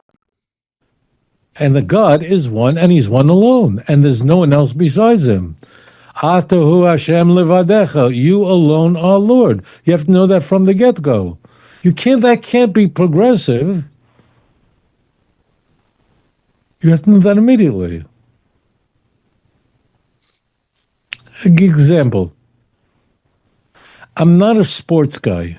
I'm not into sports. I'm not into any of those. All right, so I feel like I need to explain a little bit more about the differences in the Trinity. So we know from Scripture that three different things exist: body, soul, and spirit. That is a Trinity. But body, soul, and spirit are not synonymous. They are not all one and the same. They are distinct. My favorite example right now is, your phone. You have your phone, which has a Wi-Fi connection that connects you to something greater. Three things in one. But they are not all identical. This phone is not Wi-Fi. Wi-Fi is not the internet. This phone is not the internet. And yet the three are together and they provide access to information. Religion likes to complicate that and insist with the most ridiculous arguments. And this is what I believe the spirit of Antichrist is this stupidity, this doctrine where we'll try to argue that will say the internet, this is the internet. The internet came into being. This is the manifestation of the internet. It came down to be with me when that's not how it works. See what I mean? Like, so there are some people who will insist that this is something that it is not, based on faulty reasoning and logic. They make up rules like, oh, if you worship this, therefore only God can be worshiped, therefore this must be God, which is the dumbest rule I've ever heard. It's not written in the scripture. When you have the spirit of Antichrist, you cannot see reason. You cannot see the truth, and you have to wake up and realize what's written, what's not actually written. And the Jewish people are the canary in the coal mine. If what you believe is diametrically opposed to the chosen people, God's chosen people, it should be a red flag to you. It should wake you up. So I don't like getting into arguments about the Trinity, because there are some valid arguments with 3 and 1. But if does it change who you serve as your creator? Because even Jesus said he had a God. He referred to his Father all the time. If you try and change the definition of Father and Son, you got problems. And that's what I mean when I say blasphemy. Some people take issue with the way I think about blasphemy, because they think blasphemy is cursing. It's a curse word. Oh, that's blasphemy. It's really deeper than that. And the thing you take to your grave is really what's unforgivable. If you die before you realize who the creator is, you got problems. But all manner of sin will be forgiven, against the Son. So if you try to make him something that he's not, he'll forgive you for that. The goal is you need to realize who the Son is and who the Father is, and don't overcomplicate it, because that's where you really get into problems. So you have to be careful. I have a feeling we're going to talk about this again as he describes this. Except for one, I don't know why they call it a sport, but I am a diver. So the test for the spirit of Antichrist is, are you willing to admit Jesus was a man? That Jesus came in the flesh? Because you have to acknowledge the blood. The blood is what causes death to pass over us. If you cannot acknowledge the blood, and I guarantee you there are people who can't, they have that spirit of Antichrist, then there's nothing for to cause death to pass over. I'm a master scuba diver. I'm a rescue. I love diving. It's the only thing Blasphemy of the Holy Spirit, and from what I've read and what I understand, is making anything, replacing the Holy Spirit with something that is not the Holy Spirit. That is truly blasphemy against the Holy Spirit. That's why, when they tried to accuse Jesus of blasphemy, he corrected them. He will not even allow himself to be replaced with his Father. There's a distinction. So trying to replace the creator of the heavens and the earth, and there's a lot of religions that do this, and a lot of, maybe even not religions, but anything that you set as God in your life is blasphemy against the Holy Spirit. I'm into that's outdoors, okay? And I've logged probably a couple of thousand dives in my life. It's the most amazing experience to dive. It really is. So when you're first learning to dive, the very first thing that you will be taught, regardless of the certifying agency, is that when scuba diving, the one thing you must know is never hold your breath. Never hold your breath. That they're going to drill it into your head 50 times before your foot ever touches the water. Why? Because if you're diving and let's say, I don't know, you're 75 feet down while you're diving, right? And you're breathing. Now, what's happening is you're using twice as much air every 30 feet, every 10 meters. If you held your breath and ascended, it would be like what a bag of potato chips does on a plane. And the planes are pressurized, but your lungs could expand and you could die. You can simply die. So you have to just keep breathing. And in fact, if you do an ascension, it means you go up from a dive. And let's say it's an emergency ascension. Thank God I never had to do this. Thank God. But let's say you run out of air and you're 70 feet down. You run out of air, whatever it is, and your buddy's not there. Like, it's the perfect storm. This never, usually just don't be scared of it. You got tons of air. You got a computer that tells you. You have gauges that tell you. But theoretically, whatever Yeah, you can pray to because Jesus is your mediator. So you pray to God in the name of Jesus. something could go wrong. Well, let's say you're 70 feet down, which is I'll just say a typical recreational dive. No. I don't think it's a requirement that you pray in the name of Jesus, but it's acknowledging him as a mediator. Because even Jesus gives us an example of how to pray in the Lord's Prayer. It's not like he's prayed in his own name. With decompression dive. So you have prayer is like a conversation. And this is one of the reasons why I kind of take issue with public prayer now. If you read Matthew 5 and 6, I think it's Matthew 5. It's Matthew 6. Might be 5 or 6. I used to pray publicly until I started really questioning what was I trying to accomplish. Like, there's no point in getting prayer on video. Prayer is a conversation with the creator of the heavens and the earth. You make supplication, you praise him, you thank him. You ask for things like you would from your father, the creator of the heavens and the earth, your spiritual father. It doesn't have to be something that is, it can be, but it doesn't have to be this sacred thing. It's a conversation as though you would have with your father. Have no air, right? You could breathe into your nothing's coming out, right? So Jesus, there's nothing in the scripture at all which says pray to the Son. And in fact, when anyone ever tried to do that with Jesus, he corrected them. You have to blow out as you're ascending, letting bubbles out. Angels have done the same thing. Pretty much everybody acknowledges that you should be talking with the Father. Everybody in the Bible acknowledges you should be talking to the Father. Jesus always directed people to his Father in heaven. You must, or you can very easily be dead if you held your breath. Now, this is a very simple example. There are many mistakes you can make when diving and come out, but that's not one of them. You're going to die. It'll kill you. You don't need to explain to you what will happen to your lungs. They'll blow up like a balloon, and that'll be the end of you.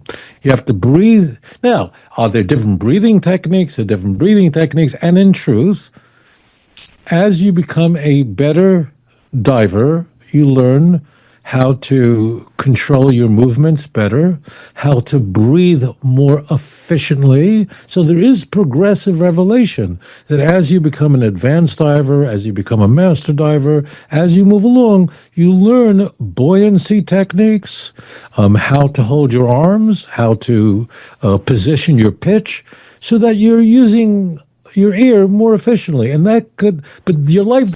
Yeah, talking to Jesus, I don't think is a sin. I don't think there's really anything in the scripture that would say it's against the Father's will, making it a sin. And he did say that, the only way to the Father is through him. He also said that anything you ask in his name, he will do. But then you also have him saying that, there are people he knows and people he doesn't know.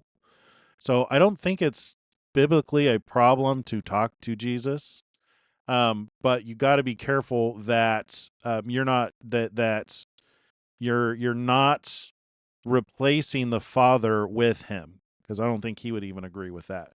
And I think that's in the scariest verse in the Bible, where many say to him, "Lord, Lord, did we not cast out demons in your name? Did we not perform many wonderful works in your name? Did we not prophesy in your name?" And he will say, "I never knew you." You got to be very careful with that. It doesn't depend on a long dive or a short dive, but it does depend on hold your breath. Okay, you got it? Okay. So therefore, you can't have a doctrine of the Trinity as a progressive revelation later on. That doesn't work. Right. Why? Because from the get-go, you had to worship God in truth. You can't say punish the Jews for worshiping the wrong God for all these centuries. From Mount Sinai until Jesus is 1,300 years, and from Jesus till the Council of Nicaea is another 325 years. Right. What are you doing? Like, you're punishing the Jews for not worshiping the truth, but haha, I didn't tell you? This is all stupidity. So what happens is this is a game. Of course, we can learn more about the resurrection.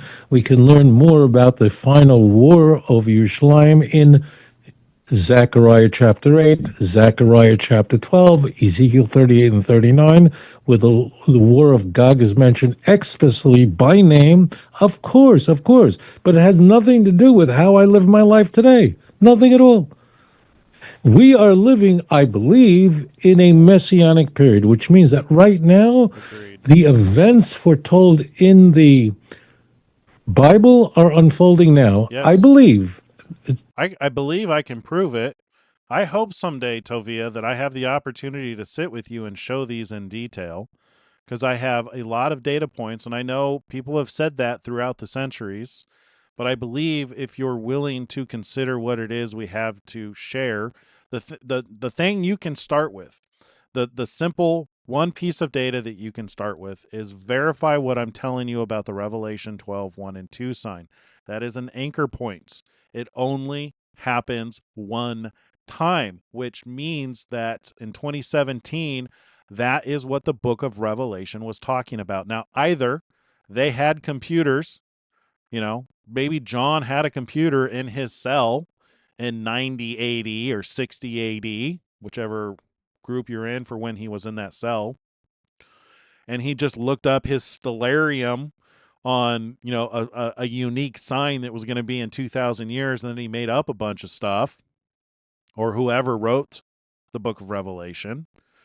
Or Jesus actually told him about that. The angel that Jesus sent to John actually shared with him knowledge of the future that was attributed to Jesus hearing it from his Father, proving that he was an anointed one, that he was a Messiah. And I would argue the Messiah, the one that you're waiting for. Christians are looking for him to come back because he said he would, Matthew 24. And it just so happens that you're looking for him to come back now too.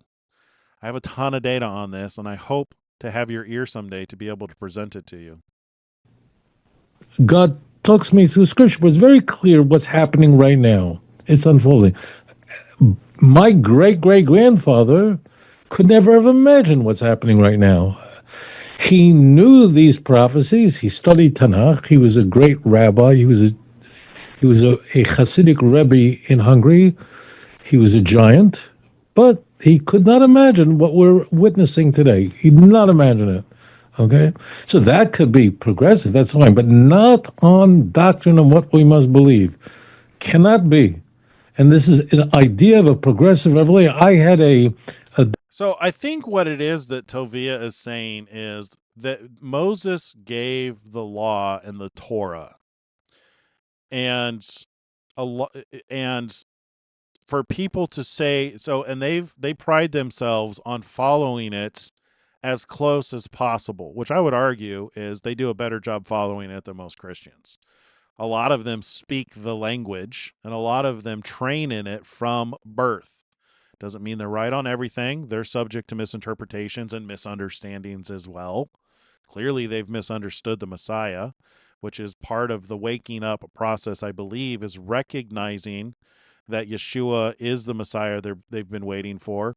Part of the problem in them not recognizing it is there are certain beliefs, certain religions that are dominant, primarily from the Roman Catholic Church, that are incompatible with the Torah. And that's been one of the biggest problems, but it doesn't exclude the fact that Yeshua is the Messiah. It's just people have been saying things about him that aren't true, and they're saying it's incompatible. And that's what I believe Tovia is saying here is the progressive revelation is it's so violently different from what they believe that they cannot and will not accept it. But what I'm presenting to you is compatible with the Torah. Jesus is the second Adam. Jesus is the Son of God, the only begotten Son of God, because he did not have a biological father. God is the one who initiated him coming into being, making the Creator his father, in the same way that the Creator was Adam's father. And he foreshadowed Jesus coming as the Lamb, that the blood would be vitally important, which you know, according to Leviticus 17. The blood is important. His blood was without blemish. He did not inherit the sin that was the disobedience that messed up the blood in Adam's bloodline. His blood did not inherit that curse. Therefore, arguably, he was not subject to death, and yet he allowed himself to be killed as a payment for those who were subject to death, hence providing the covering. Debate. It's not really, it doesn't have to do with disobeying the law. That's, people overcomplicate that. It's the blood. This is why the test for the Antichrist is, can you admit that Jesus was a man? Because the blood is what provides the covering. With William Lane Craig, And the cleansing. The blood provides the cleansing. who, in my view, is by far the best Christian apologist in the English-speaking world. He really is a scholar. And we debated on Christian television. And I made this point to him, and you can watch it. It's on my YouTube channel. You can watch our debate. And he made that argument because there is no other argument that except because the doctrine of the Trinity is not in the Hebrew Bible. And because Craig is I think he's a good faith actor. He's wrong on his Christian faith. I hope he repents. He seems to be even the most PhD level Trinitarians will agree with him that the Trinity is not in the Torah. Very fine fellow. I think. I don't know him personally. It's usually the more immature ones that try and make stuff up. I debated another Christian at the university where he was a professor. I don't know if he's still at Houston Baptist, but this is the only argument they can give. There's no doctrine of the Trinity in the Torah or in Tanakh, nowhere. The best Christian could do is say there's some sort of plurality in the name and all these cockamamie explanations, but they're all silly and they're all scandalous. They're all fake. They're all phony. Now, Christians do have to figure out how did Abraham believe in the Trinity? Of course he didn't. You could ask a question, did Abraham believe in the Trinity? Of course he didn't. Well, why didn't he? So Christian theologians had to try to work out what happened to all the people, all the saints, prior to the advent of Christianity. This is all problematic for them. Very big problem, but I don't want to mischaracterize what Christians view of this. Christians say that they were retroactively saved by the cross, and Abraham had faith, and therefore it becomes very forced. It's transparent that these are torturous claims because they can't say that Abraham went into hell. They actually can't say it for many reasons because the patriarchs are held in the highest esteem. But they don't know how to handle this because according to their theology, this was always God's plan. In the beginning was the Word. So then why didn't he know anything about it? The answer is they have to come up with convoluted answers to this. But this is not the big question. The big question is that you have people in Scripture who were faithful to God. And it says in the Bible they were loyal to God. Well, how did they do it? In Christian theology, it's not possible. In the Torah, they are the great progenitors of the Jewish people. And in every generation, they were such holy people. Thank you so much for your thoughtful question. Guys, hit that like button. Wow, there you go. Yeah, so the difference here is just to I believe to make this simple is there's a difference between being cleansed from sin. In other words, you can make a mistake and defy God's will, and there is a clear way of reconciling that, but that is not really the issue at question here. the issue is what purpose does Yeshua serve? What did he accomplish? And is he the same Messiah that you're waiting for? And it really has to do with the blood. It comes back to Abraham and Isaac. God tested Abraham on if he would kill his own son as a sacrifice, and he proved that he would. And God stopped him from doing that and provided a ram in its place. That set the pattern, that set the example of what God would do in order to help fix, in order to cleanse the sin in the bloodline of Adam. All who are in the bloodline of Adam are subject to death. Is Abraham alive today? No, he's dead. Hence, he was subject to death. Many have died before him. Jesus made a way to rise again. Without him, I don't believe we could rise from death. This is the point, is he is the first fruits from the dead, because death had no power over him. It could not contain him. Hence, he rose and will return once again. All right, let's get into the timeline here. I created the heavens and the earth. This music is from another song I wrote. This is another 7-part series called The Promised Seed. This song is from God's perspective. Let me get ready to go through here. A world of wonder, a song for me. I formed the man. Oops. The dust took flight. I gave the woman a shared delight. All right. Together they stood. Here we go. So this is where we are. So this is the timeline. So for those of you who may be new, this represents a 14-year period of time. I've been wrong a lot in the whole process of tracking this data. So I make no claims of being a prophet. I make no claims. Whether I am or I'm at, I have no idea. I've not been ordained in any particular ministry. I mean, I have been ordained because I grew up in the ministry, but I don't really count that. I do consider myself ordained in that I've loved God my entire life, and I have followed his son my entire life from a young child. But I make no claims about myself, about being anybody special or being anybody who's anointed, because you need to know I get things wrong, and I don't want any account. I don't want any blame to pass to God. I don't want to take his name in vain and say he gave me something and then I'm wrong about it. This is what allows me the freedom to be able to say, this looks like it's a fulfillment of a prophecy. So this is me taking on all the responsibility of being wrong for those who are new. So I don't talk to angels. I don't receive visions with special information. All of this information is based on observation, which is what my name means, watchful. My name is Gregory. If you guys don't know that, in every language, Gregory means watchful.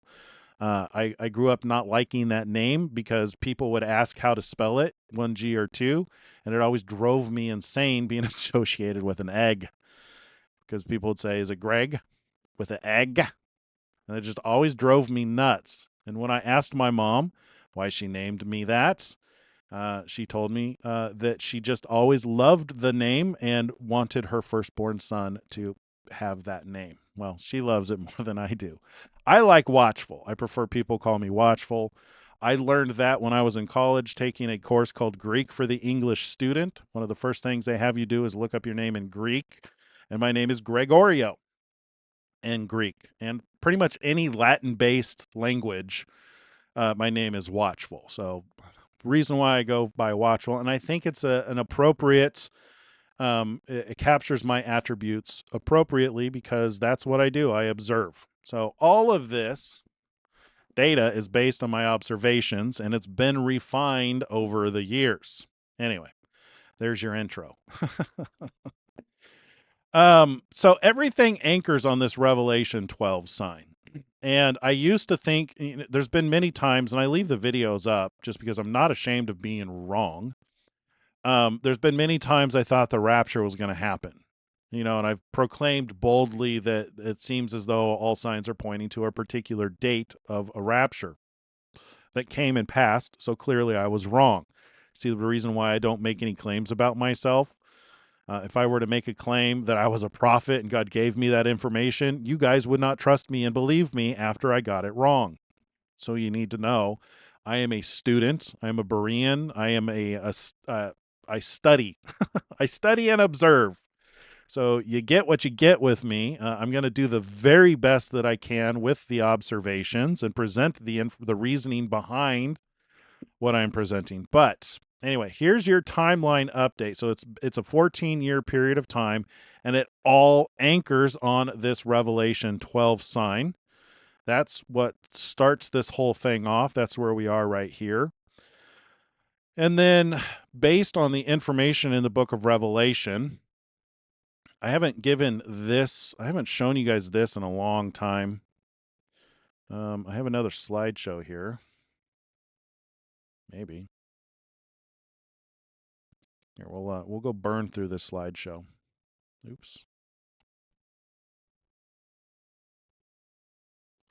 There we go.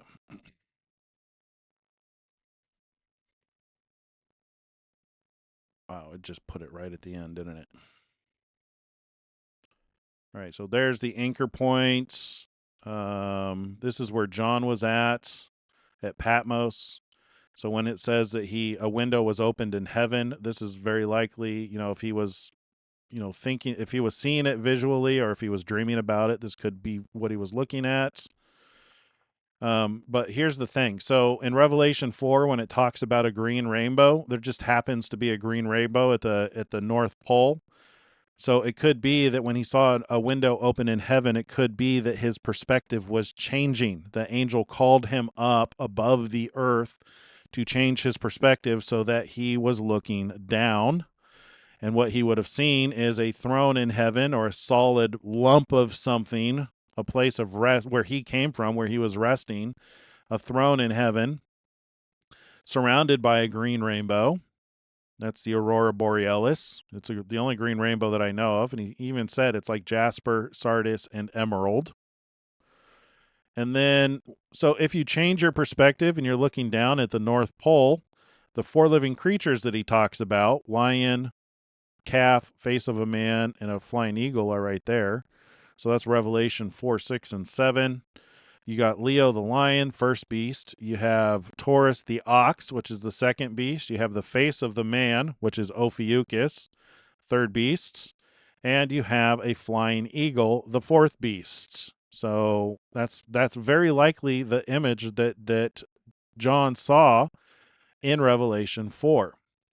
Now, when in Revelation 4:4, around the throne were 24 thrones, and on the thrones I saw 24 elders sitting, clothed in white, and they had crowns of gold on their head. Well, clothed in white, crowns of gold. The only thing I could find that matches 24 from this perspective are either hours, there's 24 hours in a day, or there's 24 time zones on the planet. So 24 elders could have been representing hours or time zones. I tend to lean towards hours. So this is kind of a rendition of what people have come up with when that vision from Revelation 4. You can see the similarities to where this is marking the hours around. You can see how that matches the vision. And then Revelation 4:9 through 11, whenever the living creatures gave glory and honor and thanks to him who sits on the throne, who lives forever and ever, the 24 elders fall down before him who sits on the throne and worship him who lives forever and ever, cast their crowns before the throne. What's interesting about the white moon and the yellow sun, when they come together, they make a crown. This is the basis for how we pick the dates of things happening. So if you come back over here to this, you have the anchor point of the Revelation 12 sign, and then you have eclipses, which happened. And there just so happens that there were events that happened on the same day as eclipses, which match what's written in the scripture in Revelation 6, when the Lamb is opening the seals, the 7 seals of the scroll, which it has 7 seals on it. And that's where you got these guys. So there was an eclipse on December 26, 2019. This was quite literally the start of the COVID pandemic. This was under Aquila. Aquila's right here, the flying eagle. Then the next eclipse was December 14th, 2020. This happened in the constellation of Ophiuchus, down in his knee. And then you had an eclipse here between the horns of Taurus, or the calf. On this day, there was an eclipse, and there was an event on the earth. The G7 signed the New Atlantic Charter, yoking together 2 beasts, the United States and the United Kingdom. And it just so happens that their elbow bump matches a constellation, which is hilarious. This is a yoke. Seal number 3 is often misinterpreted because in the English it's translated, the rider on the black horse is holding a pair of balances. The Greek word is zugos, and it's actually a yoke. This is a yoke, yoking together 2 beasts. So it makes sense that there was an eclipse on the day that 2 countries yoked themselves together. And then this was October 14th. You might remember that 7 days before this, the Hamas invaded Israel and murdered 1,200 people and took 250 hostage. Well, there wasn't an eclipse on that day, but 7 days after there was an eclipse in the same section of sky as the Leo the Lion. This eclipse was in Virgo. But this was when Israel, with Operation Warp Speed, responded to the attack. And then, so this is what you have, is you have, which is funny because the order in the scripture that was given is lion, calf, face of a man, flying eagle. But the events that happened, that were global events, happened in reverse order. You had flying eagle, face of a man, calf, and then lion. And then in the midst of these 4 living creatures, you have Revelation 6:6, which says, in the midst of the 4 living creatures, I heard a measure of wheat for a denarius, 3 measures of barley for a denarius. And as Trump likes to remind us on a regular basis, inflation was the worst under the Biden administration, and now it's come back down. And it got up 10%, some say as high as 30%, and today we read that it's down to 1.7%. So yes, that was true. This is all evidence we're in the end times. This is all data that Jesus is responsible for giving to us, proving he is the Messiah. And then we won't get into the rest of this because there's just more. So where are we in the timeline, you may be asking? So let's go back to here. So this is seal number 1. This is that first eclipse I showed you. This was the pandemic. This is seal number 2, the rider on the red horse who's given power to take peace from the earth, and he's given a mighty sword. This was when the Electoral College declared Joe Biden to be the winner of the presidential election, and he was given control over the vaccine, which he used like a weapon.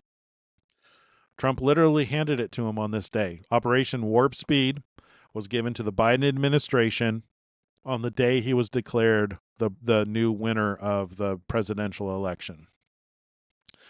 And then 178 days later, that's when Joe Biden and Boris Johnson signed the New Atlantic Charter, yoking together the United States and the United Kingdom as 2 beasts working in one accord, driving, and they accomplished a lot of, so what they did together, and I think this is why Elon Musk is constantly hounding what is happening in the EU, is both of them opened their borders, allowed massive migration of immigrants, They really pushed the woke mind virus, the DEI, the diversity, equity, and inclusion. You know, men and women's locker rooms, men and women's sports. Trans grew immensely during this period of time, which is one of the reasons Elon, well, that's not one of the reasons, but when Elon bought Twitter, the whole trans movement took a dive. That all started escalating during this seal. And then you had death followed by hell. The Al-Aqsa flood was intended to completely destroy Israel. It was supposed to involve more than just Hamas, but Hamas got anxious and went in early, 7 days early. I'm guessing. I don't have anything that says they actually went in 7 days early, but it is well known that they had intended to coordinate together with multiple nations to completely destroy Israel. So that's your green horse, right on the green horse, death followed by hell. Excuse me. So this established a pattern. And this is one, I'm going to show you another illustration of that pattern, but there's the day counts between these seals that reverse their order, and we can actually see eclipses that match the pattern this way. Because if you notice when you're reading in Revelation, there's only 4 living creatures that are calling attention to events. Why are there not 7 living creatures? I believe that the reason is because it's a mirror image, and once you know the first pattern, you can see the mirror image, and it's really obvious when you look over here at this chart. So this is a chart of the eclipses. They start to reverse their order. So if you look, the eclipses that have been happening since 2019, they get to a point in 2024 where they literally start to reverse their order. And there's a symmetry. Notice that's what he's pointing out here, with there's a symmetry between the eclipses. You know, there's a day count between them that's important. Look at that. There's 790 days. There's 266 days. There's 90 days between those two. What he's pointing out is a mirror image. In the same way you have a left and right hand, if you see somebody that has a right hand, you can infer that they have a left hand because our bodies are a mirror image. Same thing here is there's the mirror image to where based on when these events occurred, we can infer that it's likely that events will happen at the same count. I could be wrong. This is why I take all the blame if I'm wrong. I'm not trying to say that God gave this to me directly. He gave it to everybody. I'm just the mouth speaking it because nobody else believes this. I don't know why I'm the only one speaking it. There's a few people out there who have picked up on some things, and yes, there's the Messiah 2030, which has done an exhaustive amount of calculations. What's interesting is the conclusion of Messiah 2030. It's in the same time frame. But what we can conclude here is, and this is something that we've been talking about for the last week or so, this is very likely the start of the Great Tribulation. So when you're looking at Matthew 24, so if you come in here and you go to Matthew 24,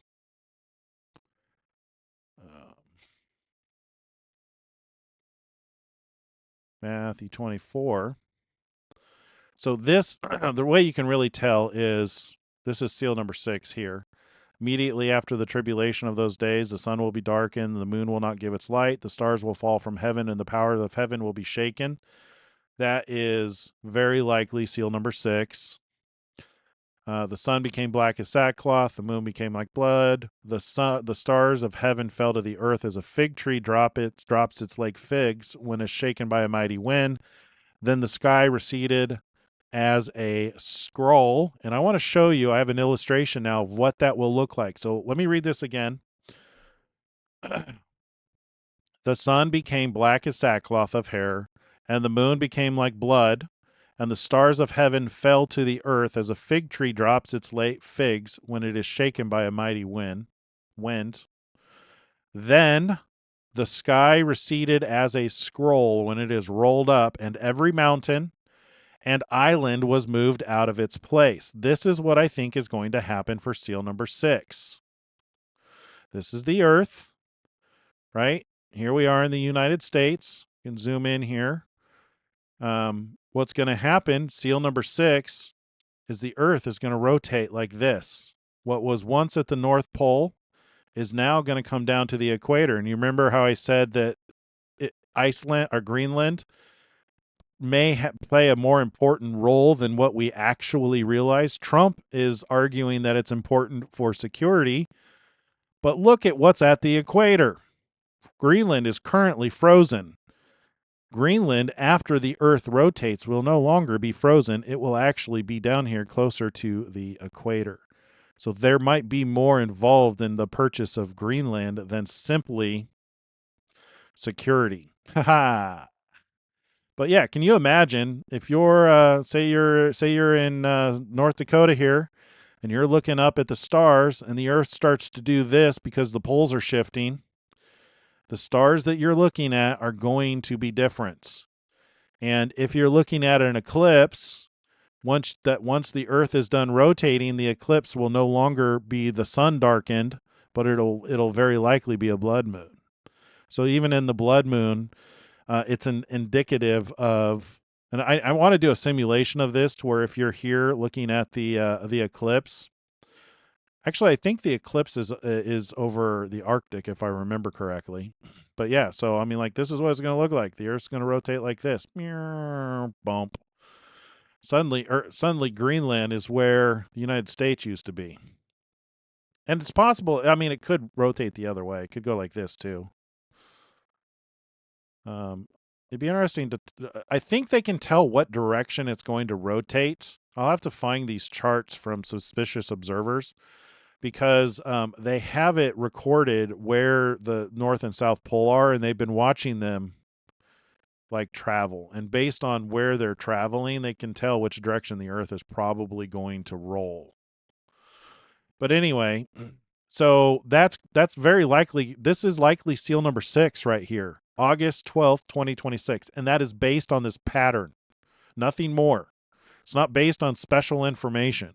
It's based on observation and tracking the data. So seal number 2, so there was 353 days between seal number 1 and seal number 2. There was 178 days between seal number 2 and seal number 3. Well, we're coming to an end of seal number 4 here. And this eclipse matches this one, which again, the best illustration of that is here. So where are we? We are 2027 right here.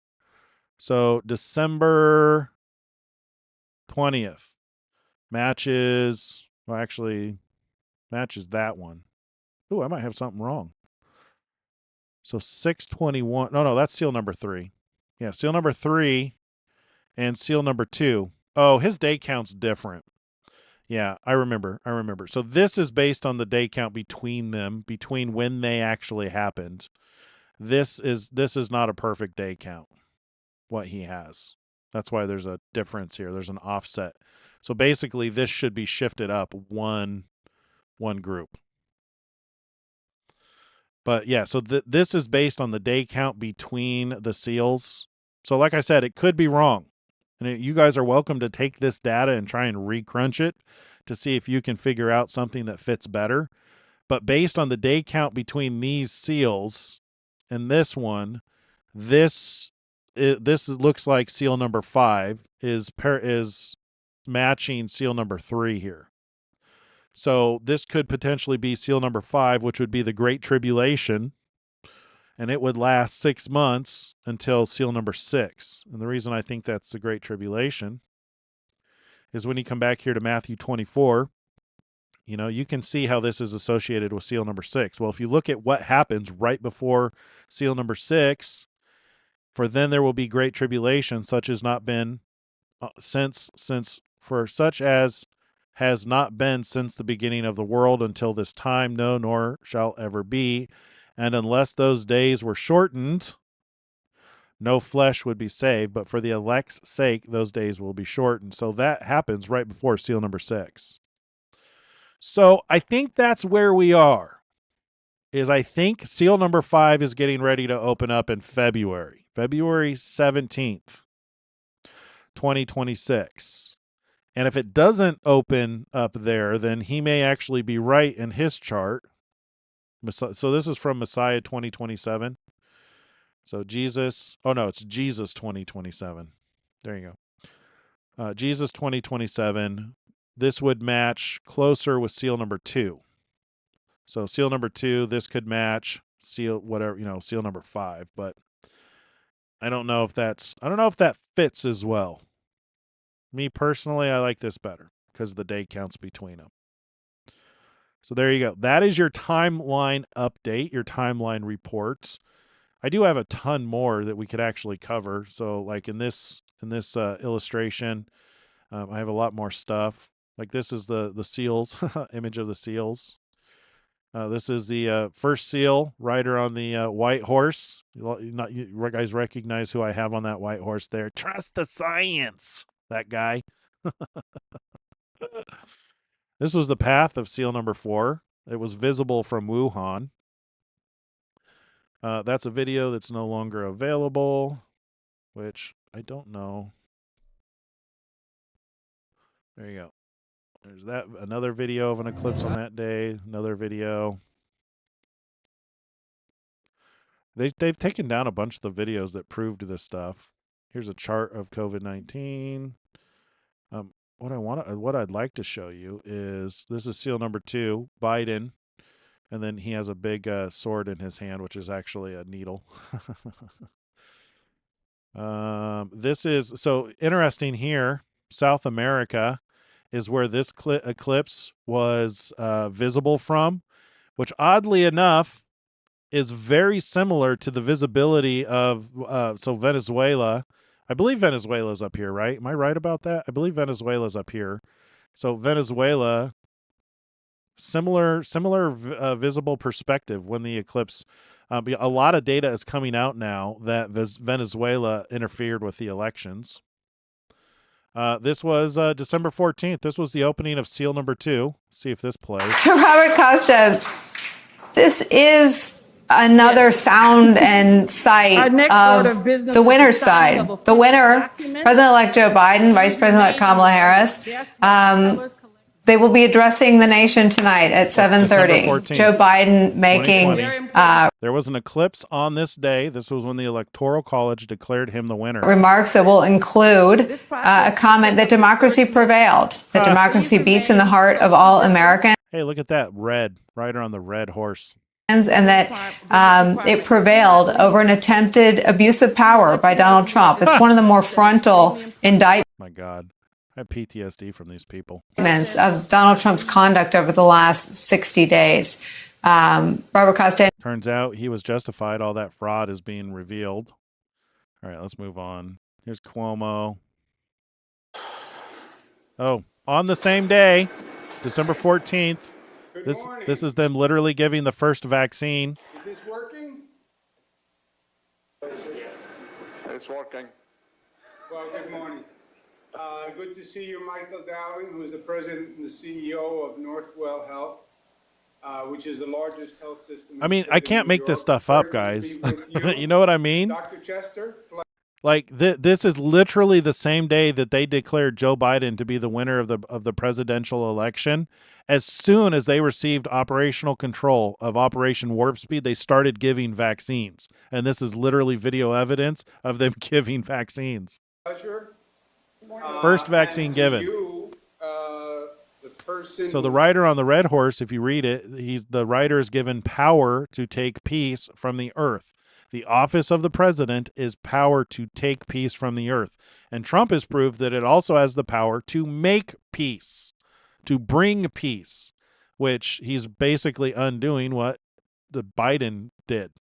We're going to take the first vaccine in the state of New York, maybe the first vaccine shot in the United States.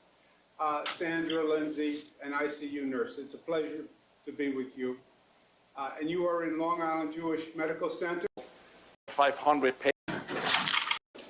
that also workers in America. Anyway, there you go. First vaccine given. Seal number 2. This is more evidence, December 14th.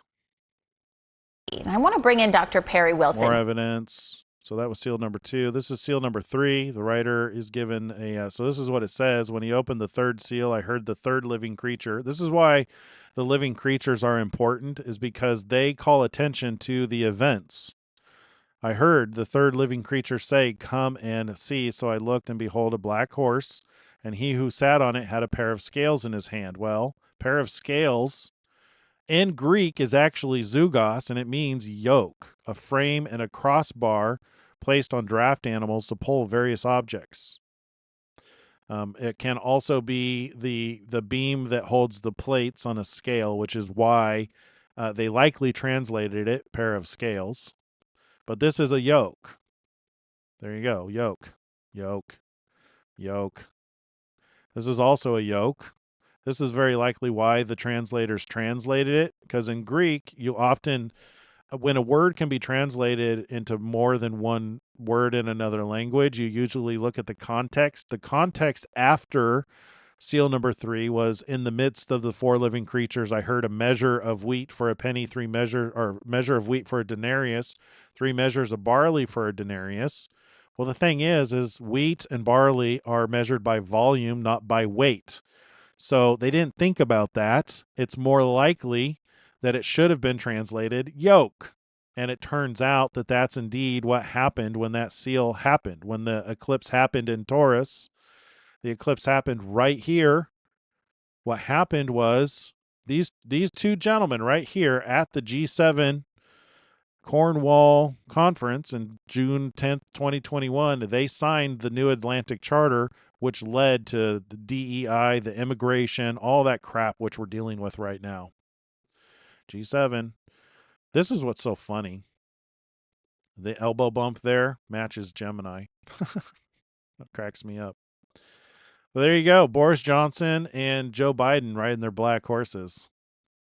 AI wasn't as sophisticated back then. I wanted to have one rider on a black horse dragging Joe Biden and Boris Johnson, but it wouldn't let me do it at the time. It'd probably let me do it now. So here's the visibility of June 10th, the eclipse. Cornwall, England. There's the New Atlantic Charter that they signed. There's the eclipse that happened on that day. Here's them talking about it. Today, at their first in-person meeting, Boris Johnson and Joe Biden will sign a 21st century Atlantic Charter, committing Britain and the US to working together to tackle global challenges. In this video, we will consider what the Charter is, why... Yeah, it led to everything we're still struggling with today. There you go. In the midst of the 4 living creatures, a quart of wheat for a denarius and 3 quarts of barley for a denarius. And I've actually started tracking the increase. So here you got 2019, 2020, 2021. This is the price of wheat going up to where it really got high up there. There you go. And we won't get into that. We won't get into this one in this video. But there you go. That's why I believe that February 2nd could very well be the start of the Great Tribulation. So there you guys go. That's where we are right now. So what does it mean? I'm hoping the Great Tribulation is a cleansing of sin. I'm hoping that all of these woke idiots that are standing in the street doing stupid stuff wake up, or I don't know. I don't wish harm on anyone. Let me just put it that way. But the Great Tribulation doesn't sound like a very good time. It sounds scary. So the good news, though, is seal number 6 is very likely the return of Yeshua. So if you read this, immediately after... Oh, here, let me put you back here. Immediately after the tribulation of those days, the sun will be darkened, and the moon will not give its light, and the stars will fall from heaven. Those are probably satellites that fall, because you can imagine as the Earth rotates, the magnetic field's going to shift, and it's going to probably cause a lot of satellites to fall to the Earth. The powers of the heavens will be shaken. Then the sign of the Son of Man will appear in heaven. So if we have new stars in heaven, maybe that's the sign of the Son of Man. I'm hoping that it's a spaceship.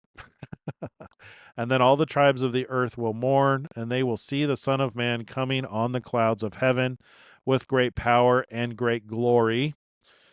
This is one of my favorite. So it could either be this. So we could either see Jesus up there in the clouds like this, or what's more likely, he could show up with great power and glory in some kind of a vessel. You know, I read earlier this week in my personal study that Jerusalem comes out of heaven. The New Jerusalem comes out of heaven. So maybe Jesus is on the New Jerusalem, and maybe it's a giant spaceship. I don't know. Anyway, but this is when he comes back. And they shall see the Son of Man coming on the clouds of heaven with power and great glory. And he will send his angels with a great sound of a trumpet, and they will gather together his elect from the four winds and from one end of heaven to the other. So there you go. That is the very likely the highest watch time is seal number 6, and it could be as soon as August 12th, 2026. Now, I do believe that this still lines up with Messiah 2030 because we still have the opening of seal number 7 in 2027, and the events of those the trumpets and the bowls do take a period of time to happen. They don't happen all at once. That's one thing we can see from these seals is they're basically just marking the beginning of events and establishing a set time to where things happen during that period of time. So New Jerusalem doesn't come down for 1,000 years. Okay. You're probably right. All right, so there we go. What do you guys think? Wow. Good stuff. You guys have any questions? You guys been talking about music? Too many questions for me to go back and read everything. If you got any questions, post them now. It's the final hour. We have a short time to reach people. Agreed. You can't do links. It will censor links. Yeah, chat doesn't like links.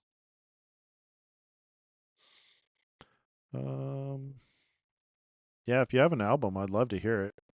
Send it to our email, twowitnesseslive@gmail.com. Cool. All right. Well, we have gone a little bit longer than I wanted to on a Sabbath night. I'll give you a few more seconds here if you got any questions or comments you want to. If you have any, if you got a question and it doesn't show up tonight, put it on the video. Put it in the comments. There's not a lot of comments, so I get to read them all. It's not like we're up to thousands of comments right now. It's usually we're lucky if we get 3 or 4. So yeah, go ahead and put. Trying to reach people. Amen. Yeah, time is short. Time is absolutely short. Now is the time to reach people.